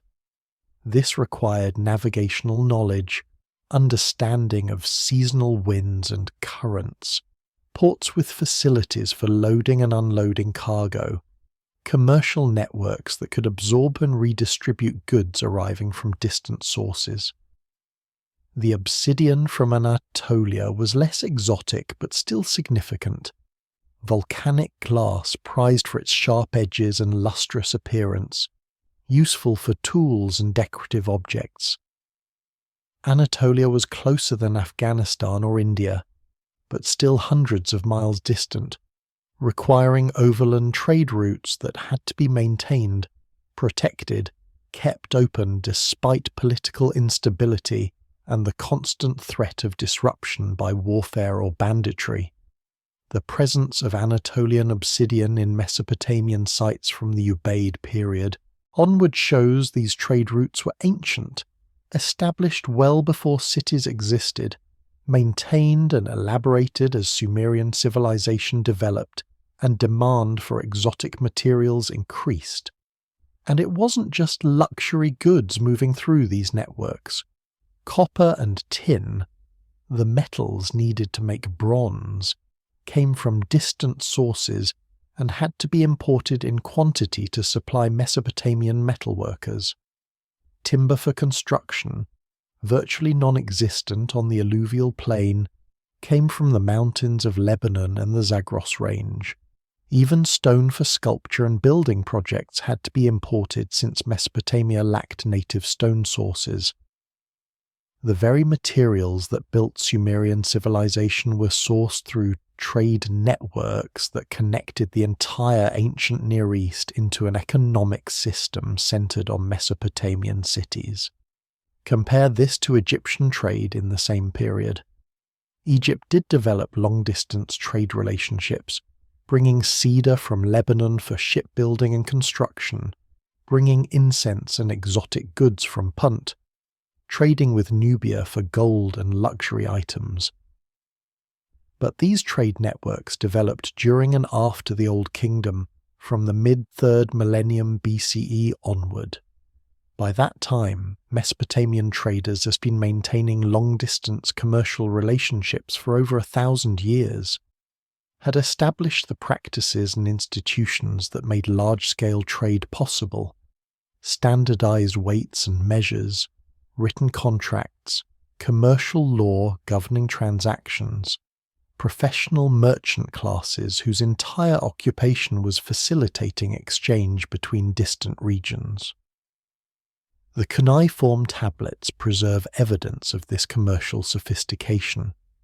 Contracts specifying the term of trade partnerships, one merchant supplying capital for a trading voyage with another merchant doing the actual travelling and trading, profits to be divided according to agreed ratios, letters between merchants discussing market conditions, complaining about the quality of goods received, negotiating prices and delivery terms, legal documents resolving disputes over failed transactions, establishing precedents for commercial law that would influence legal systems for millennia. This wasn't primitive barter.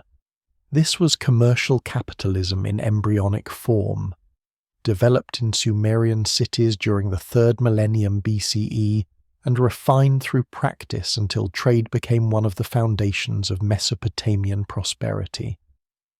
The wealth visible in Ur's royal graves, the gold and lapis and carnelian worked into objects of extraordinary beauty, represents the concentration of resources made possible by trade.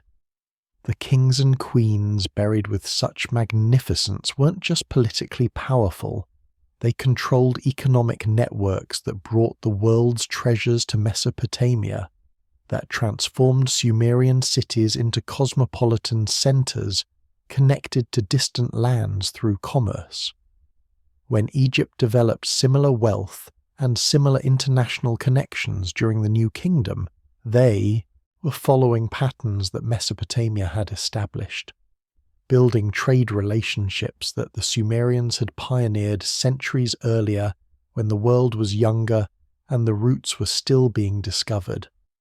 The Code of Hammurabi gets all the attention, but it wasn't the first written law code. That honor goes to the Code of Ur-Nammu, dated to around 2100 BCE, and even that was building on legal traditions that stretch back centuries into Sumerian history. These weren't primitive tribal customs preserved in writing. These were sophisticated legal systems dealing with property rights, commercial contracts, family law, and criminal justice. Egypt had laws, certainly, but they remained largely unwritten through most of the Old Kingdom, preserved in custom and oral tradition, while the Sumerians were already building a legal framework recorded in permanent script. The Code of Ur-Nammu survives only in fragmentary form, copied onto tablets from the original stele that proclaim the laws of Ur-Nammu, founder of the third dynasty of Yer. But even in fragments, the sophistication is clear. The prologue establishes Ur-Nammu's legitimacy, describing how the gods chose him to restore justice and protect the weak from the powerful. Then come the laws themselves, specific cases with specific penalties, creating a legal framework that could be applied consistent across different situations. If a man's wife is accused of adultery but unproven, she shall undergo trial by ordeal. If a man divorces his wife without cause, he shall pay her a specific amount of silver. If a man destroys another man's tree, he shall pay compensation in silver according to the value of the tree.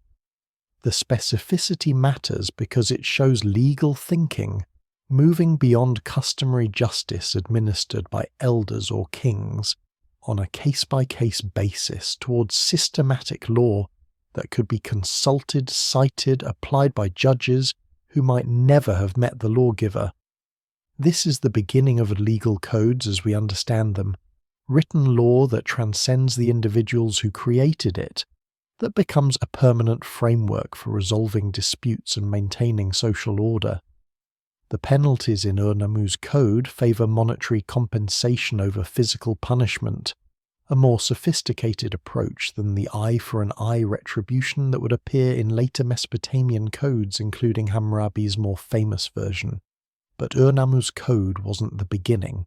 It refers to earlier legal traditions, mentions reforms that corrected abuses in previous systems, suggests a legal culture that had been developing for centuries before anyone thought to inscribe laws on stone stelae for public display.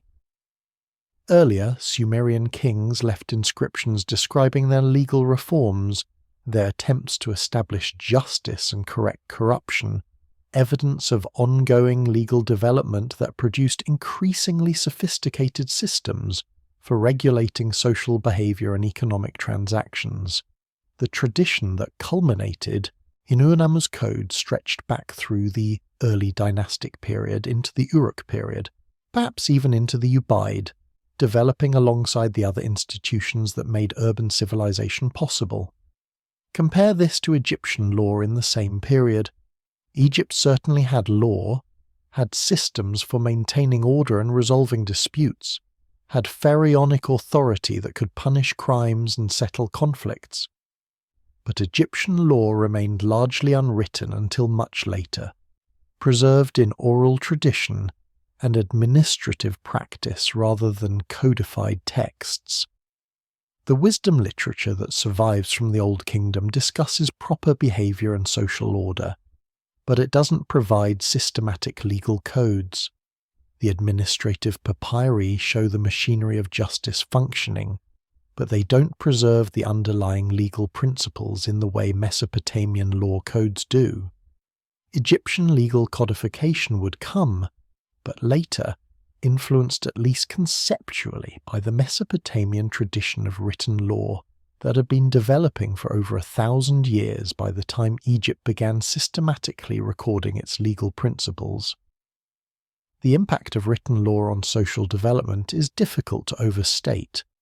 It creates predictability, allowing people to know in advance what consequences will follow from their actions. It limits arbitrary authority, even of kings, because the law stands independent of individual rulers. It allows for legal precedent and legal reasoning, the development of jurisprudence as a specialized field requiring training and expertise.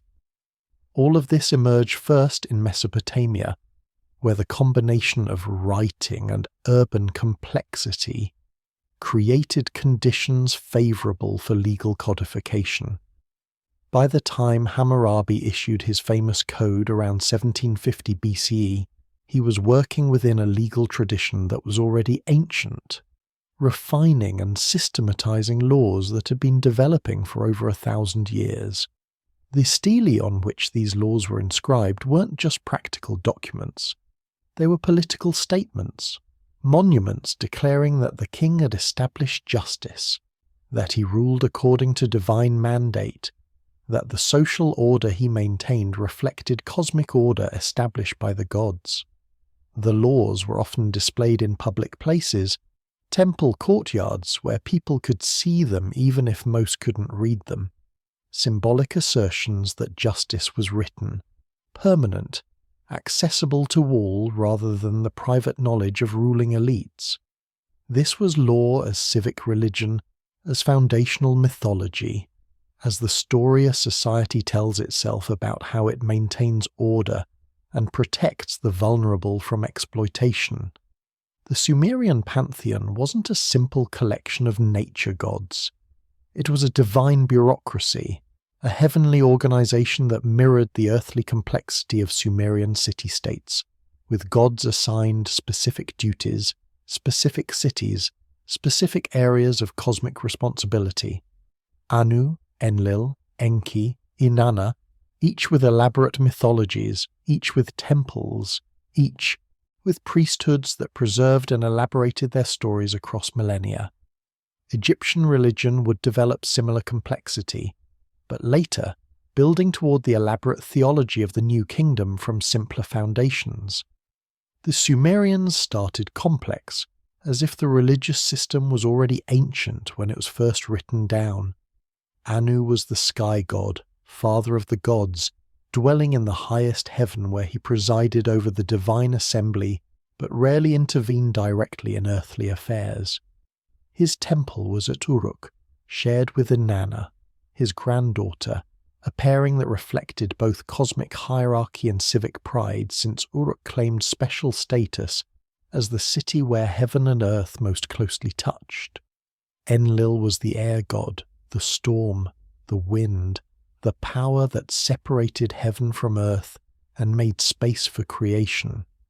His temple was at Nippur, which functioned as a religious capital even when political power shifted to other cities, and he was the god who granted kingship, whose blessing legitimized rulers, and whose curse could destroy dynasties. Enki was the water god, lord of the underground ocean of fresh water called the Abzu, god of wisdom and magic and crafts, the divine patron of human civilization, who taught humanity the arts that made urban life possible. His temple was at Eridu, the first city, the most ancient of sacred sites. Inanna was the most complex, goddess of love and war, of sexuality and violence, of the morning and evening star, Venus whose movements Sumerian astronomers tracked with such intensity. Her mythology included descent into the underworld and return, death and resurrection, themes that would echo through later religious traditions but that in Sumerian thought represented the cycles of nature, the disappearance and reappearance of Venus, the seasonal death and rebirth of vegetation.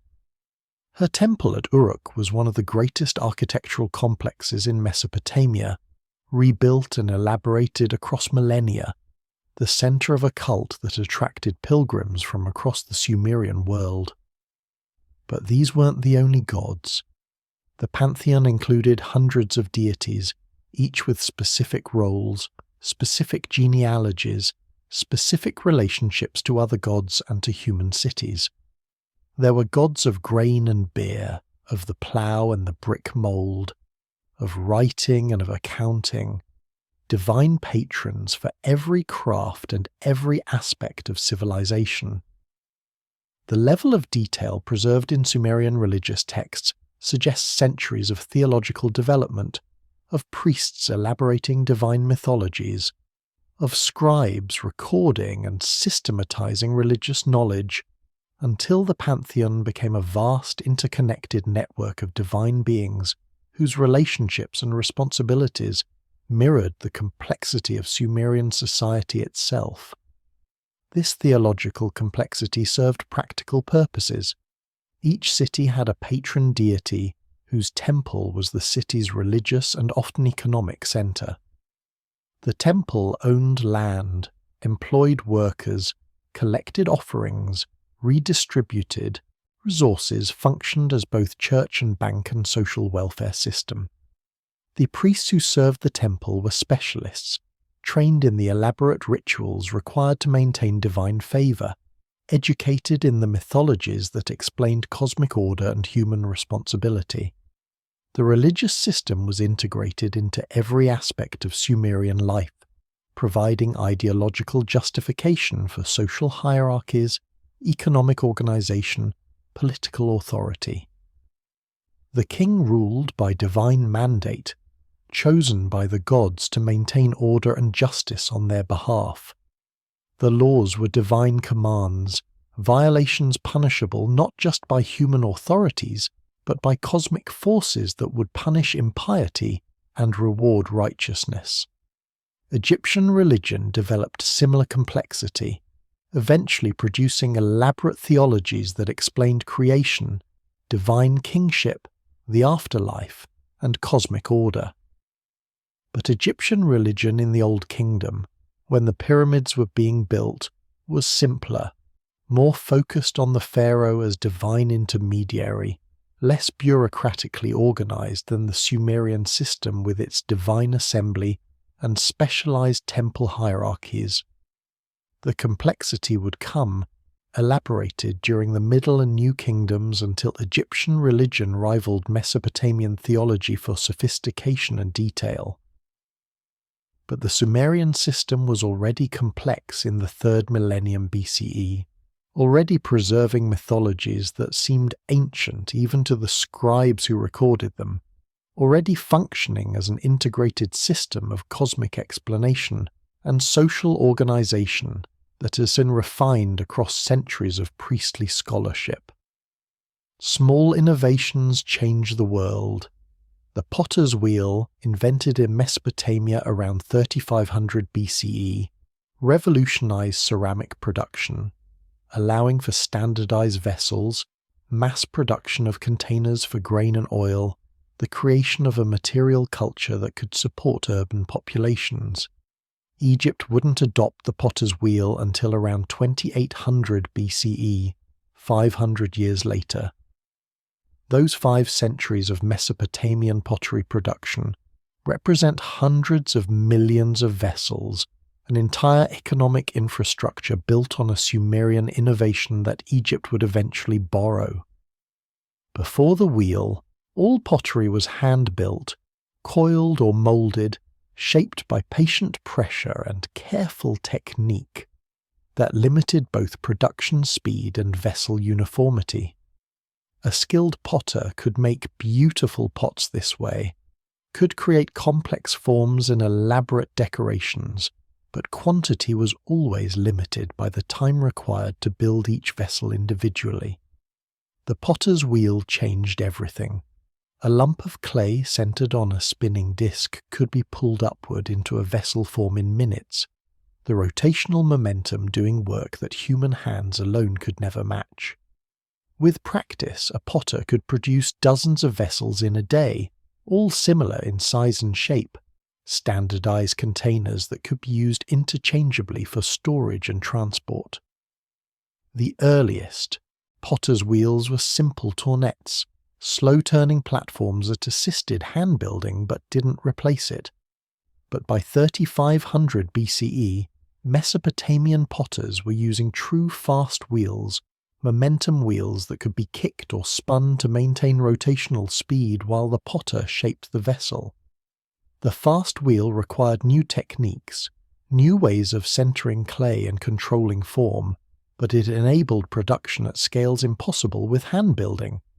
The standardized vessels that result from wheel production appear in Mesopotamian sites throughout the Uruk period, evidence of mass production that supported urban populations numbering in the tens of thousands. The economic implications were enormous. Standardized pottery meant standardized measures.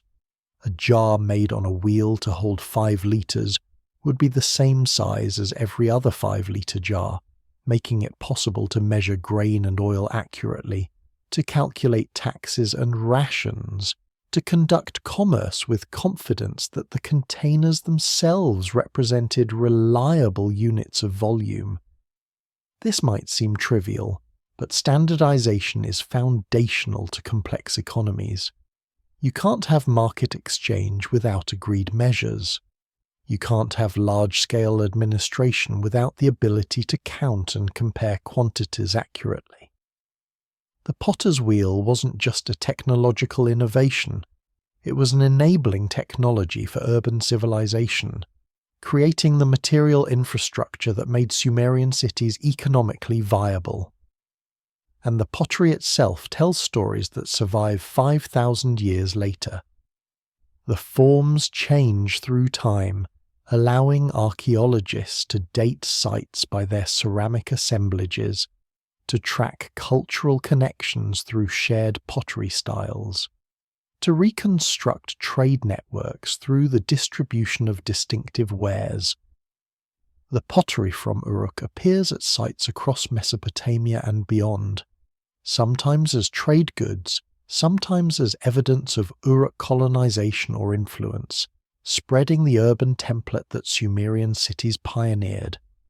Egyptian pottery of the pre-dynastic period shows its own evolution, its own stylistic development, but it's largely hand-built until around 2800 BCE, when wheel-made pottery begins appearing, possibly inspired by Mesopotamian examples, possibly by independent invention, but definitely later, following a pattern established in Mesopotamia 500 years earlier.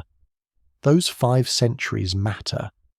During that half-millennium, Mesopotamian potters produced hundreds of millions of vessels, created an entire material culture of standardized containers that supported the first urban civilizations. The workshops became specialized, some potters focusing on fine ware for elite consumption, while others mass-produced utilitarian vessels for commercial use. The kilns grew larger and more sophisticated, achieving higher firing temperatures and more consistent results. The clay sources were exploited systematically, different clay bodies developed for different vessel types, technical knowledge accumulated about how to prepare clay, how to control firing, how to achieve specific colors and textures in the finished product. When Egypt finally adopted the potter's wheel, they inherited not just the tool but centuries of accumulated knowledge about how to use it effectively, knowledge that Mesopotamian potters had developed through generations of experimentation and refinement. The potter's wheel spread from Mesopotamia across the ancient world, carried by trade and cultural diffusion into Egypt, the Indus Valley, Europe, eventually reaching every civilization that produced pottery. It remains in use today, essentially unchanged in basic principle from the wheels Sumerian potters used 5,500 years ago, testament to the perfection of the original design. Simple innovations that solve fundamental problems don't need improvement, just replication. The potter's wheel was one of those innovations, and it came from Sumer, from the same culture that gave us writing and cities and systematic law and mathematical astronomy, the same people who built civilization while the rest of the world was still figuring out what civilization could be. When Leonard Woolley began excavating Ur in 1922, he was searching for Abraham's city, the biblical Ur of the Chaldees. What he found was older, stranger, more magnificent than anyone had imagined. The royal cemetery yielded evidence of human sacrifice, elaborate burial customs, treasures that spoke of wealth and sophistication contemporary with Egypt's early dynasties. But beneath the royal tombs, beneath the temples, beneath everything that could be called historical, Woolley found the Ubaid layers, the settlements that predated Sumerian civilization itself. and he realized he was looking at a cultural continuity stretching back 5,000 years before his time, 7,000 years before ours. The excavation of Ur was sponsored by the British Museum and the University of Pennsylvania, one of those grand archaeological expeditions that characterized early 20th century archaeology. Massive undertakings employing hundreds of local workers supervised by a small team of European archaeologists. Woolley directed the work from 1922 through 1934, 12 seasons of digging that revealed one of the most important archaeological sites in Mesopotamia, a city whose occupation stretched from the Ubaid period through the Persian conquest, spanning 5,000 years of continuous habitation. The sheer depth of the tell, the artificial hill built from successive generations of mud brick buildings collapsing and being rebuilt, represented cultural accumulation on a scale that few sites could match. The royal cemetery was the spectacular discovery, the find that captured public imagination and filled museum galleries with treasures that still dazzle visitors. 16 tombs from around 2600 BCE, burials of kings and queens accompanied into death by entire retinues of attendants who apparently took poison and died beside their rulers, frozen in positions of service for eternity. The practice horrified modern sensibilities and remains controversial among scholars who debate whether the attendants were willing participants in ritual death or coerced victims of royal power. But the treasures were unambiguous evidence of wealth and craft sophistication. The gold helmets and lyres and jewellery that we've already discussed, objects that rewrote understanding of what early dynastic Mesopotamia could achieve. But Woolley kept digging, pushing down through the cemetery levels into earlier occupation, and what he found beneath revolutionized understanding of Mesopotamian chronology. The thick layer of water-laid clay that he interpreted as flood deposit, separating Ubaid from later material, suggested to him that the biblical flood might have historical reality. Subsequent scholarship has been more cautious, recognizing that Mesopotamia experienced many floods, and that Woolley's flood layer was probably a localized inundation rather than the apocalyptic deluge of mythology. But beneath the flood layer, beneath the disruption, the Ubaid settlements continued, pottery and architecture marking continuous occupation, stretching back into the 6th millennium BCE. The Ubaid materials forced recalibration of Mesopotamian chronology. Before Woolley's excavations, scholarly understanding of Sumerian history went back perhaps to 3500 BCE, to the Uruk period when cities first appeared. The Ubaid pushed everything back another 2,000 years, revealing that the cultural foundations of Sumerian civilization were far older than anyone had imagined. The temples at Eridu that we discussed earlier, with their 18 successive building levels stretching back to the 6th millennium, fit into this revised chronology, showing religious continuity across millennia that made the pyramids seem almost modern by comparison. Woolley understood what he was seeing. His excavation reports describe the dawning realization that Mesopotamian civilization had depths that scholarly consensus hadn't recognized, that the cities everyone knew from cuneiform texts and later historical records were actually late developments in a cultural tradition stretching back into the Neolithic. He compared the stratigraphic sequence to a history book written in mud brick, each layer a chapter, the whole tell a complete narrative of human cultural development from village to city to empire across 5,000 years of continuous occupation. The pottery changed, the architecture evolved, the economy grew more complex, but the thread of continuity never broke, showing that Ur had been inhabited continuously from the Ubaid period through Persian times, that people had lived on this spot, maintained this settlement, rebuilt their houses and temples generation after generation across a span of time longer than all of recorded Western history. The archaeological methods Woolley pioneered at Ur became standard practice. His careful stratigraphic excavation and detailed recording setting standards that subsequent excavations would follow. He trained local workers to recognize different soil types and pottery styles, creating a workforce that could excavate systematically rather than just digging for treasures.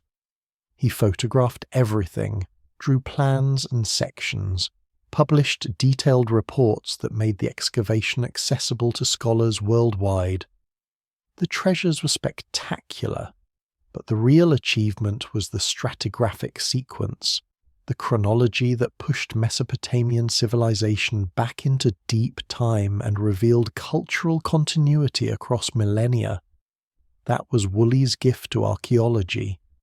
Proof written in mud, brick and pottery sherds that civilization was older and stranger than anyone had dared imagine, that beneath every ancient city there were earlier cities, and beneath those earlier settlements still, all the way back to the first villages where humans learned that they could stay in one place and build something permanent.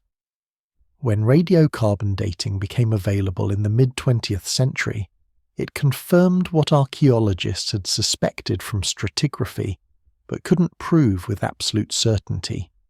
The Mesopotamian sites were older than the Egyptian monuments, sometimes by thousands of years. Samples from Eridu's earliest levels dated to the late 7th millennium BCE. The pyramids, built in the mid-3rd millennium BCE, were literally constructed in a world where Sumerian civilization was already ancient history. The numbers don't lie, can't be adjusted to fit comfortable narratives. The Sumerians were first. Willard Libby developed radiocarbon dating in the late 1940s, discovering that organic materials absorb radioactive carbon-14 during life, and that this isotope decays at a predictable rate after death, creating a natural clock that could measure age for anything that was once alive up to about 50,000 years in the past. The technique revolutionized archaeology, transforming a discipline that had relied on relative chronologies and educated guesses into a science that could assign absolute dates to ancient materials. When the method was applied to Mesopotamian sites in the 1950s and 60s, the results were shocking to scholars who'd assumed Egyptian civilization was the oldest, or at least contemporary with Mesopotamia's earliest developments. Samples of charcoal from Eridu's earliest occupation levels, from those simple reed structures that mark the beginning of the temple sequence, return dates clustering around 6500 BCE, some even earlier, pushing back into the late 7th millennium. These weren't single anomalous dates that might be dismissed as contamination or error.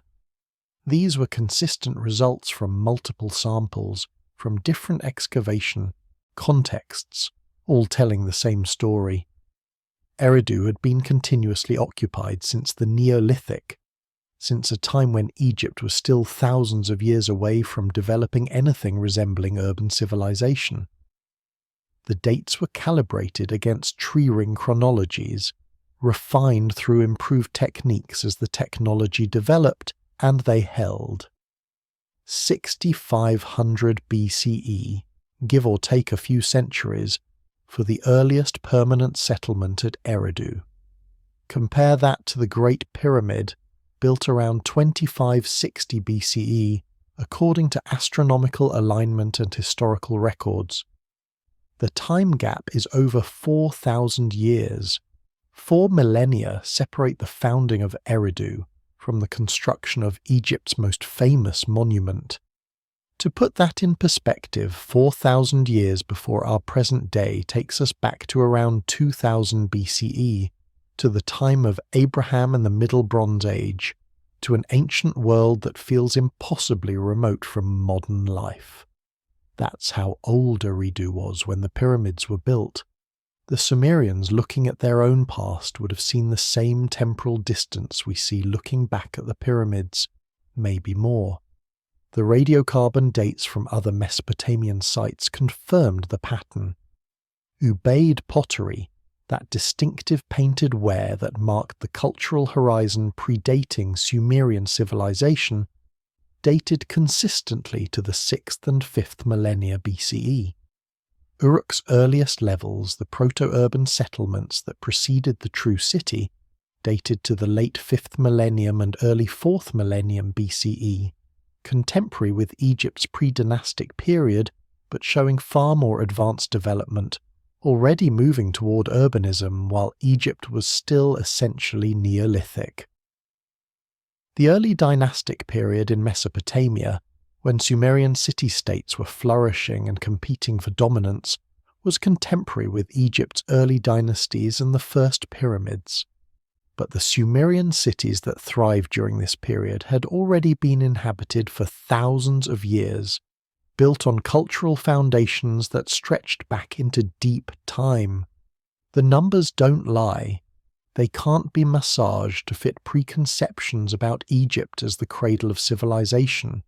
They can't be adjusted to make Western narratives about cultural origins more comfortable, or more flattering to European assumptions about where civilization began.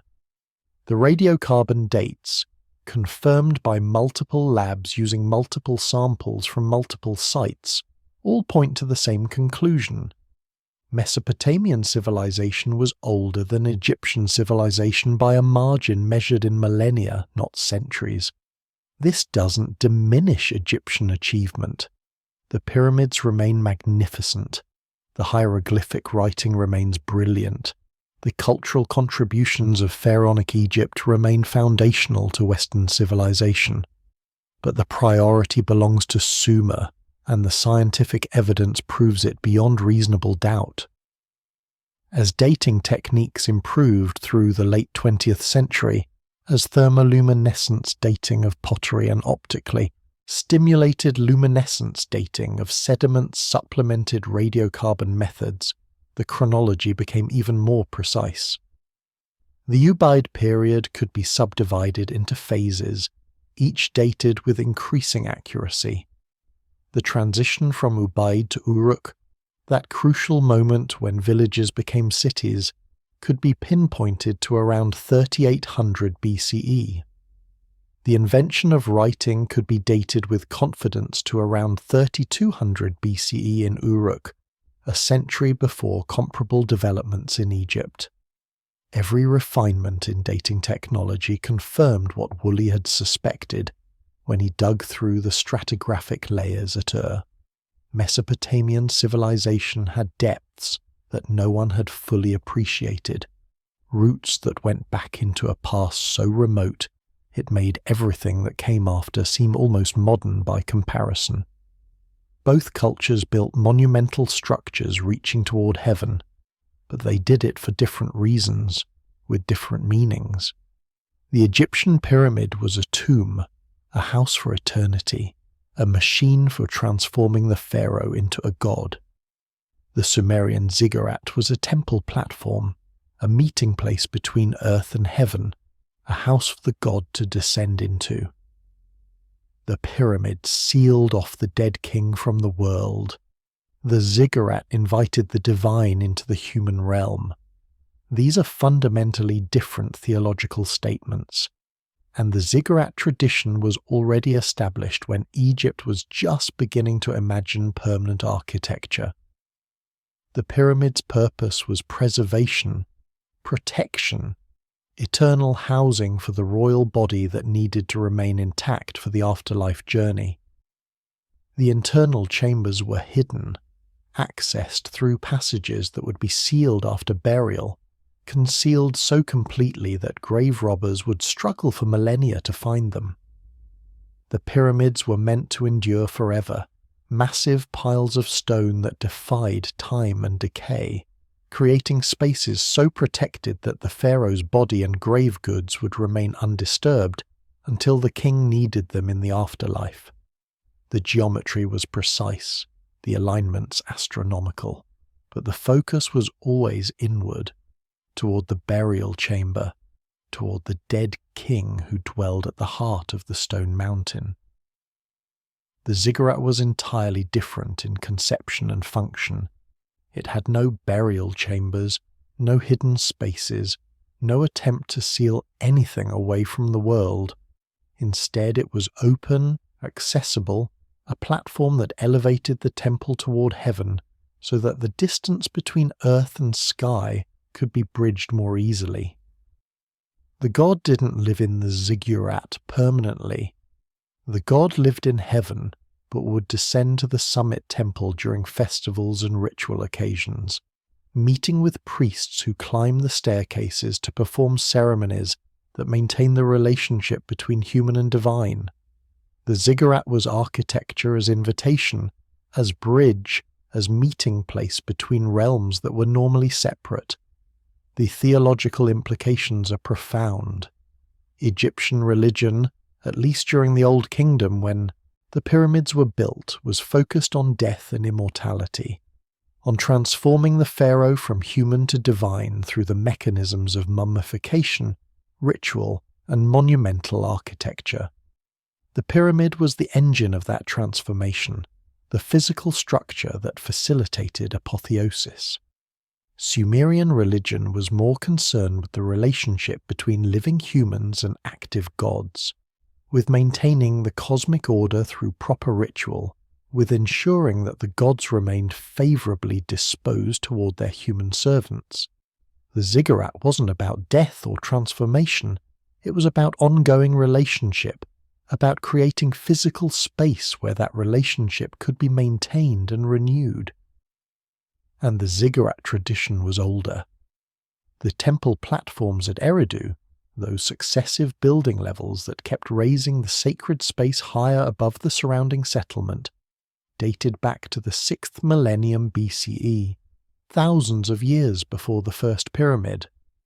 The tradition developed gradually, each generation building the temple platform a bit higher, adding more elaborate architecture, refining the proportions and alignments, until the ziggurat emerged as the perfected form, the ultimate expression of an architectural idea that had been developing for millennia.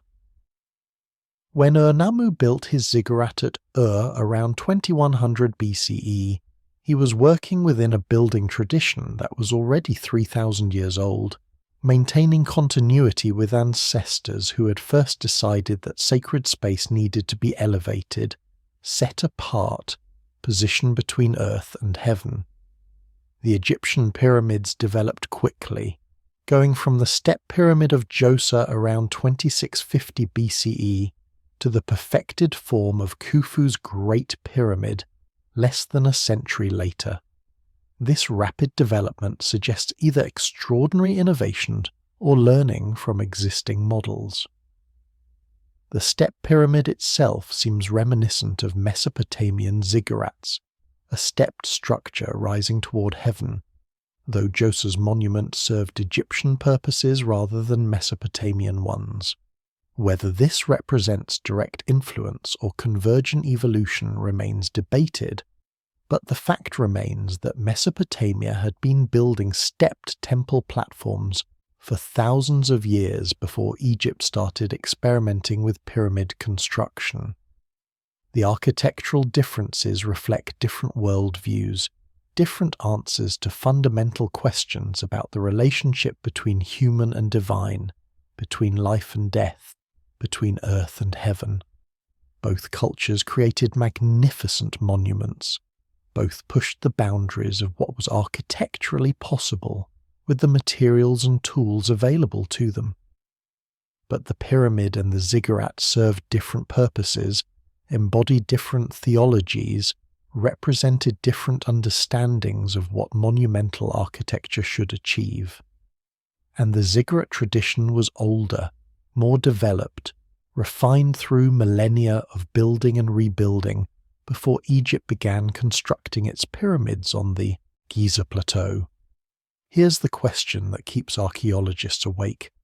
Did Egypt learn from Mesopotamia, or did both civilizations independently develop writing, mathematics, astronomy, monumental architecture, and urban planning? The evidence suggests some contact, some trade, some transmission of ideas across the ancient Near East. Egyptian cylinder seals show Mesopotamian influence. Some early Egyptian architectural techniques seem borrowed from Mesopotamian prototypes, but the development is largely independent. Two different approaches to similar problems, two different solutions to the challenge of organizing large populations and preserving knowledge across generations. What makes it remarkable is that Mesopotamia had a 2,000-year head start. The evidence for contact is real but limited.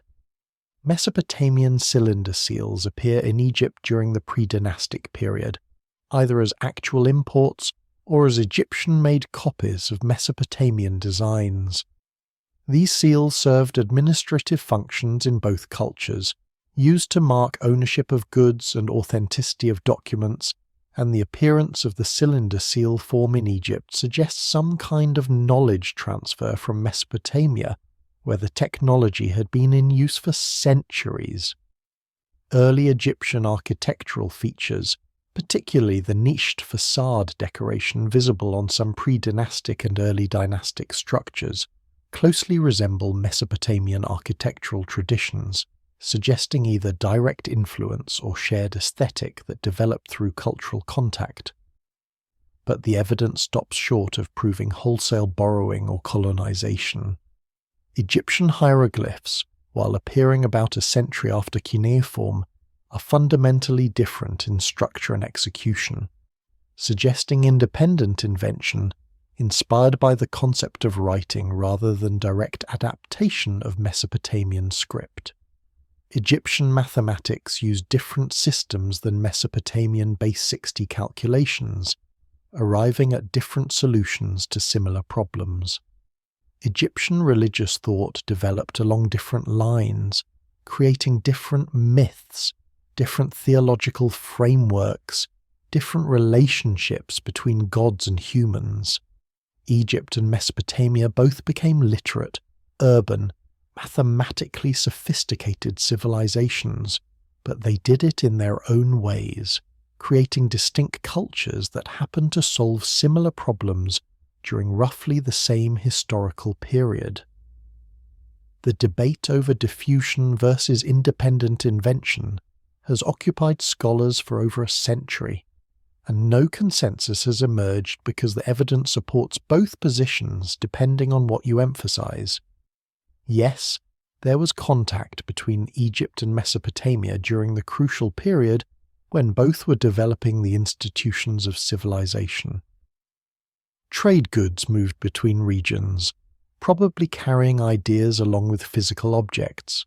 Merchants who knew about Mesopotamian cities and writing and administrative techniques would have brought that knowledge to Egypt, and vice versa. The concept that writing was possible, that cities could function, that large populations could be organized and governed, these ideas would have spread through the ancient Near East simply through awareness that Mesopotamia was doing these things successfully. But concept transfer isn't the same as cultural borrowing. Knowing that writing exists doesn't tell you how to create a writing system suited to your language and your aesthetic preferences. Knowing that cities are possible doesn't tell you how to organize urban populations in your specific environmental and social context. Each civilization had to work out the details for themselves, had to develop their own solutions to the practical problems of maintaining complex societies. Egypt did this brilliantly, creating administrative systems and architectural traditions that were distinctly Egyptian, unmistakably different from Mesopotamian approaches even when solving similar problems. What makes the relationship between Egypt and Mesopotamia fascinating is precisely this combination of parallel development and limited contact. They knew about each other, probably traded with each other through intermediaries, certainly were aware that other complex civilizations existed in the broader Near Eastern world. But they developed largely independently, creating different writing systems, different architectural traditions, different religious frameworks, different solutions to the universal challenges of urban civilization. If they had been in closer contact, if there had been more direct cultural exchange, the civilizations might have become more similar. Instead, they remained distinct, each following its own developmental trajectory. But Mesopotamia started earlier. That 2,000-year head start meant that when Egypt was developing its civilization during the pre-dynastic and early dynastic periods, it was doing so in a world where cities, writing, mathematics, and monumental architecture already existed as proven concepts. The Egyptians didn't have to wonder whether civilization was possible. They knew it was because Mesopotamia had already demonstrated it. Whether this knowledge accelerated Egyptian development, whether it made the process easier or faster than it would have been in complete isolation, remains speculative. But the chronological priority belongs to Mesopotamia, and that matters for understanding how civilization emerged in the ancient world. In temple archives and palace libraries across Mesopotamia, scribes preserved knowledge on clay tablets that have survived 5,000 years because clay, once baked, is almost indestructible. Mathematical tables, astronomical observations, medical texts, literary works, administrative records, personal letters, all of it pressed into soft clay and left to dry in the Mesopotamian sun. The majority of these tablets are still untranslated, sitting in museum storage, waiting for scholars to decipher what the Sumerians thought was important, enough to preserve. Each tablet is a voice from a civilization that predates the pyramids, speaking to us if we'll take the time to listen. The survival rate of clay tablets is extraordinary compared to other ancient writing materials. Papyrus, the writing surface Egyptians preferred, degrades unless conditions are extremely dry, which means most papyri have been lost to time except for those preserved in Egypt's desert climate. Parchment and paper degrade even faster, but clay tablets, especially those that were baked either intentionally or accidentally in the fires that destroyed the buildings housing them, become ceramic, virtually indestructible unless deliberately smashed. The tablets can be broken, certainly, and many are fragmentary, but even broken tablets preserve their texts, and fragments can often be matched and reassembled to recover complete documents. The result is that we have hundreds of thousands of cuneiform tablets in museum collections worldwide, pulled from excavations across Mesopotamia over the past 150 years. The British Museum alone holds over 130,000 tablets. The University of Pennsylvania Museum has 40,000. The Oriental Institute in Chicago has tens of thousands more. Every major museum with Near Eastern collections has storage rooms filled with tablets, boxes and boxes of them, most still unpublished, many still unread since they were excavated decades or even a century ago.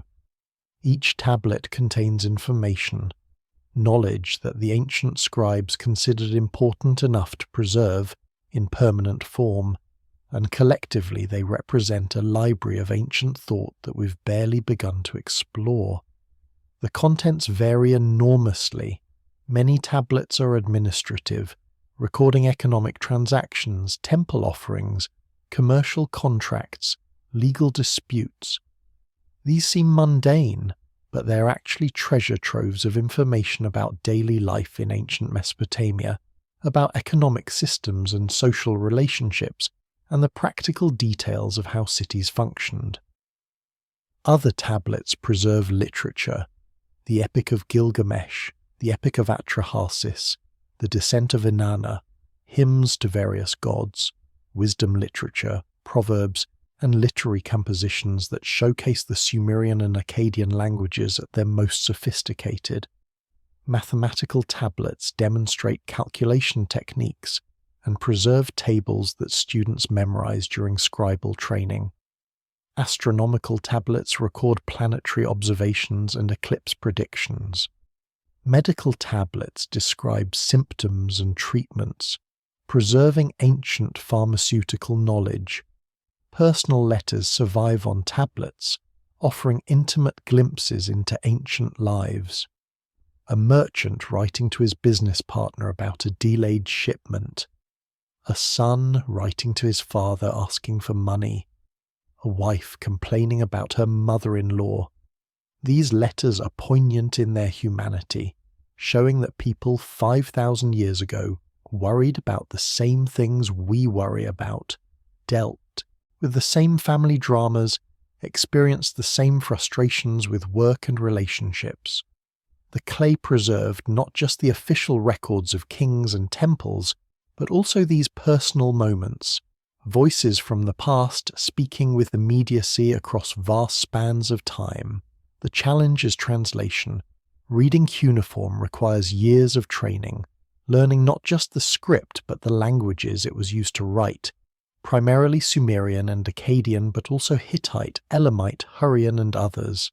Sumerian is particularly difficult, an isolated language unrelated to any modern tongue, with grammatical structures that are alien to speakers of Indo-European or Semitic languages. The number of scholars capable of reading Sumerian fluently has never been large, and many tablets require specialist knowledge not just in language but in specific domains like mathematics, astronomy, or medicine. A mathematical tablet might be easy to read in terms of recognizing the cuneiform signs, but impossible to understand without knowledge of ancient mathematical notation and techniques. This means the majority of tablets remain untranslated, waiting for scholars to have time and funding to work through them systematically. Each year brings new publications, new translations, new insights into Mesopotamian culture, but the pace is slow relative to the size of the corpus. There are tablets sitting in museum storage that haven't been examined since they were excavated in the 1920s or 30s, that contain information about Sumerian civilization that no modern person has read. These are voices waiting to speak, knowledge waiting to be recovered, pieces of the puzzle of ancient Mesopotamia that could change our understanding of how civilization developed and what the Sumerians achieved. And the preservation continues. Even as these tablets sit in museums, they remain readable, their cuneiform signs as clear as the day they were pressed into clay. Given proper storage conditions, they'll remain readable for thousands more years, outlasting our books and computers and digital storage media. The Sumerians, whether intentionally or accidentally, chose the most durable writing medium humans have ever used. Their knowledge, pressed into clay and baked hard, has survived the fall of their civilization, the extinction of their language, the forgetting of their script, and it will continue to survive as long as museums preserve the tablets and scholars maintain the ability to read cuneiform. These are voices from before the pyramids, speaking across 5 millennia, if we'll take the time to listen. So what does it mean that the Sumerians were older, more advanced, more sophisticated than we teach in school? It means the story of civilization isn't a simple progression from primitive to advanced, isn't a clean narrative of Egypt giving birth to Western culture. It means the roots go deeper, spread wider, tangle through cultures we've barely begun to understand. It means that when the pyramids were being built, the Sumerians were already preserving knowledge from cities that had fallen into ruin, already treating their own past as ancient history, already aware that civilizations rise and fall, and the only hope of preserving what matters is to press it into clay, and hope someone in the future will remember how to read. The conventional narrative taught in schools tends to present Egypt as the beginning, the cradle of civilization from which Western culture ultimately descends. This narrative is comfortable, familiar, aligned with classical sources that emphasized Egypt and downplayed or ignored Mesopotamia. The Greeks knew Egypt, visited its monuments, marveled at its age, and incorporated Egyptian wisdom into their own cultural narratives. They knew less about Mesopotamia, had less direct contact with the region, and so the Sumerian contribution to civilization got buried, forgotten, relegated to footnotes while Egypt received the attention and the credit. But the archaeological record doesn't support this narrative. It shows us that Mesopotamia developed cities, writing, mathematics, astronomy, law, literature, and monumental architecture first, often by margins measured in millennia. It shows us that the Sumerians had already been refining these civilizational technologies for thousands of years, while Egypt was still developing the foundations of complex society. It shows us that the timeline we've been taught is wrong, that the conventional story of civilization's origins needs revision to account for discoveries made over the past 150 years of Mesopotamian archaeology. This revision isn't about replacing Egypt with Mesopotamia in some kind of competitive ranking of ancient civilizations. Both cultures were brilliant. Both made contributions to human development that remain foundational to this day. But the historical record should be accurate.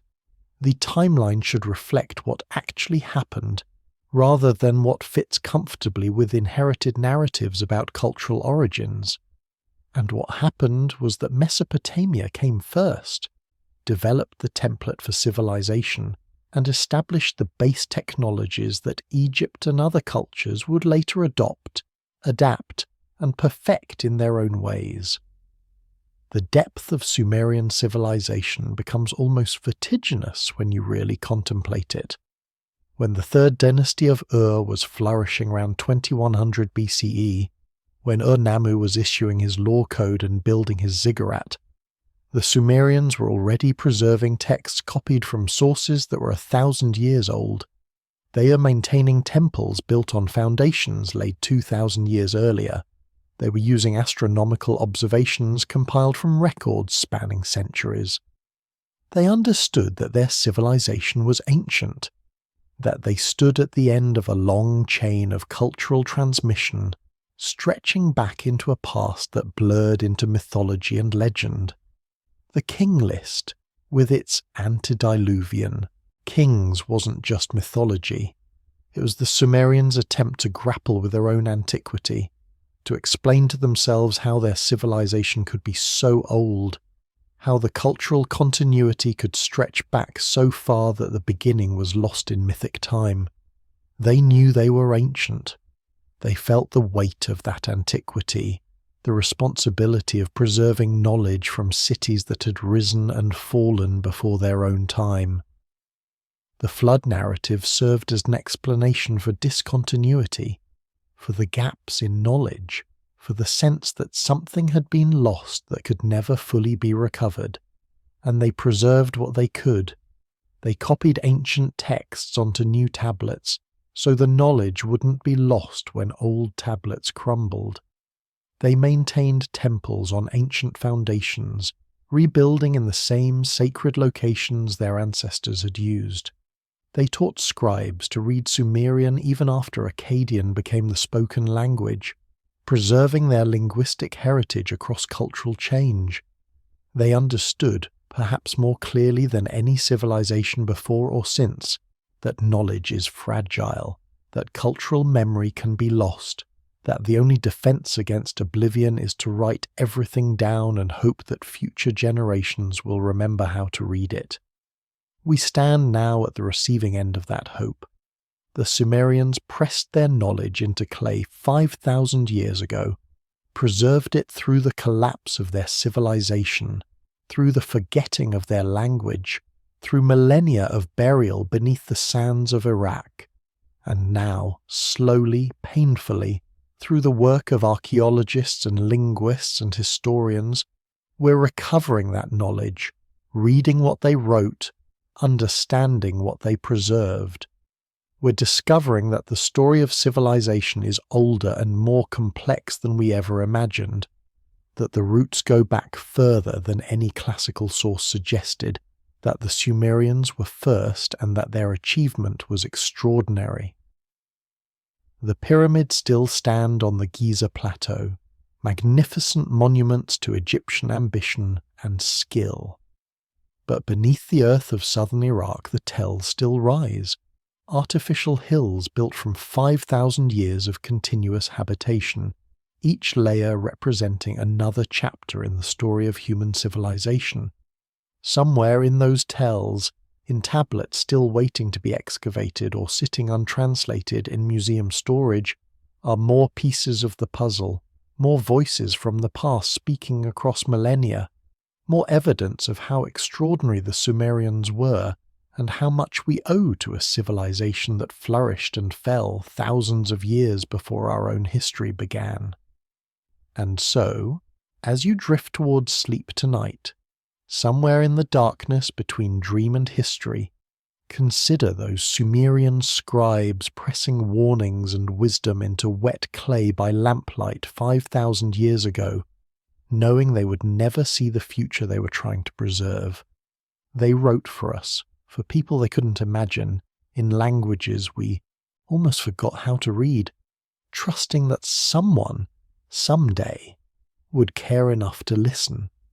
The tablets rest in museum cases now, behind protective glass, their cuneiform mark still holding questions we're only beginning to answer. The tells rise from the Iraqi desert, artificial hills built from millennia of human occupation, each layer a generation, each brick a choice to stay, to build, to continue what came before. The temples have crumbled, the cities fallen silent, the language extinct, but the knowledge remains, patient as stone, waiting for the moment we're ready to understand what our ancestors were truly saying. We think of the pyramids as ancient, and they are monuments that have stood for over 4,000 years, defying time and decay. But beneath them, chronologically if not geographically, the Sumerians were already ancient, already preserving knowledge from cities that had fallen into ruin, already aware that civilizations rise and fall, and the only immortality is what you press into clay, and hope survives the next catastrophe. You're connected to them across time, part of the same human story of watching, wondering, and trying to understand the mysteries written in the heavens and buried in the earth. The same stars they tracked with such intensity still wheel overhead. The same questions that drove them to build cities and temples still drive us to explore, to discover, to preserve. We're all trying to leave something permanent in a world where everything eventually turns to dust. So let yourself drift now into the same darkness those ancient astronomers watched, under the same moon that illuminated their ziggurat steps. The clay tablets will still be there tomorrow, patient and permanent, holding their secrets. The tells will still rise from the desert, marking where civilization began. And somewhere in the space between sleep and waking, you might hear them, those voices from before the pyramids, whispering across 5,000 years that they remember, that they preserved, that they hoped we would listen. Rest now. The ancient world will still be here, waiting to share its secrets when you wake.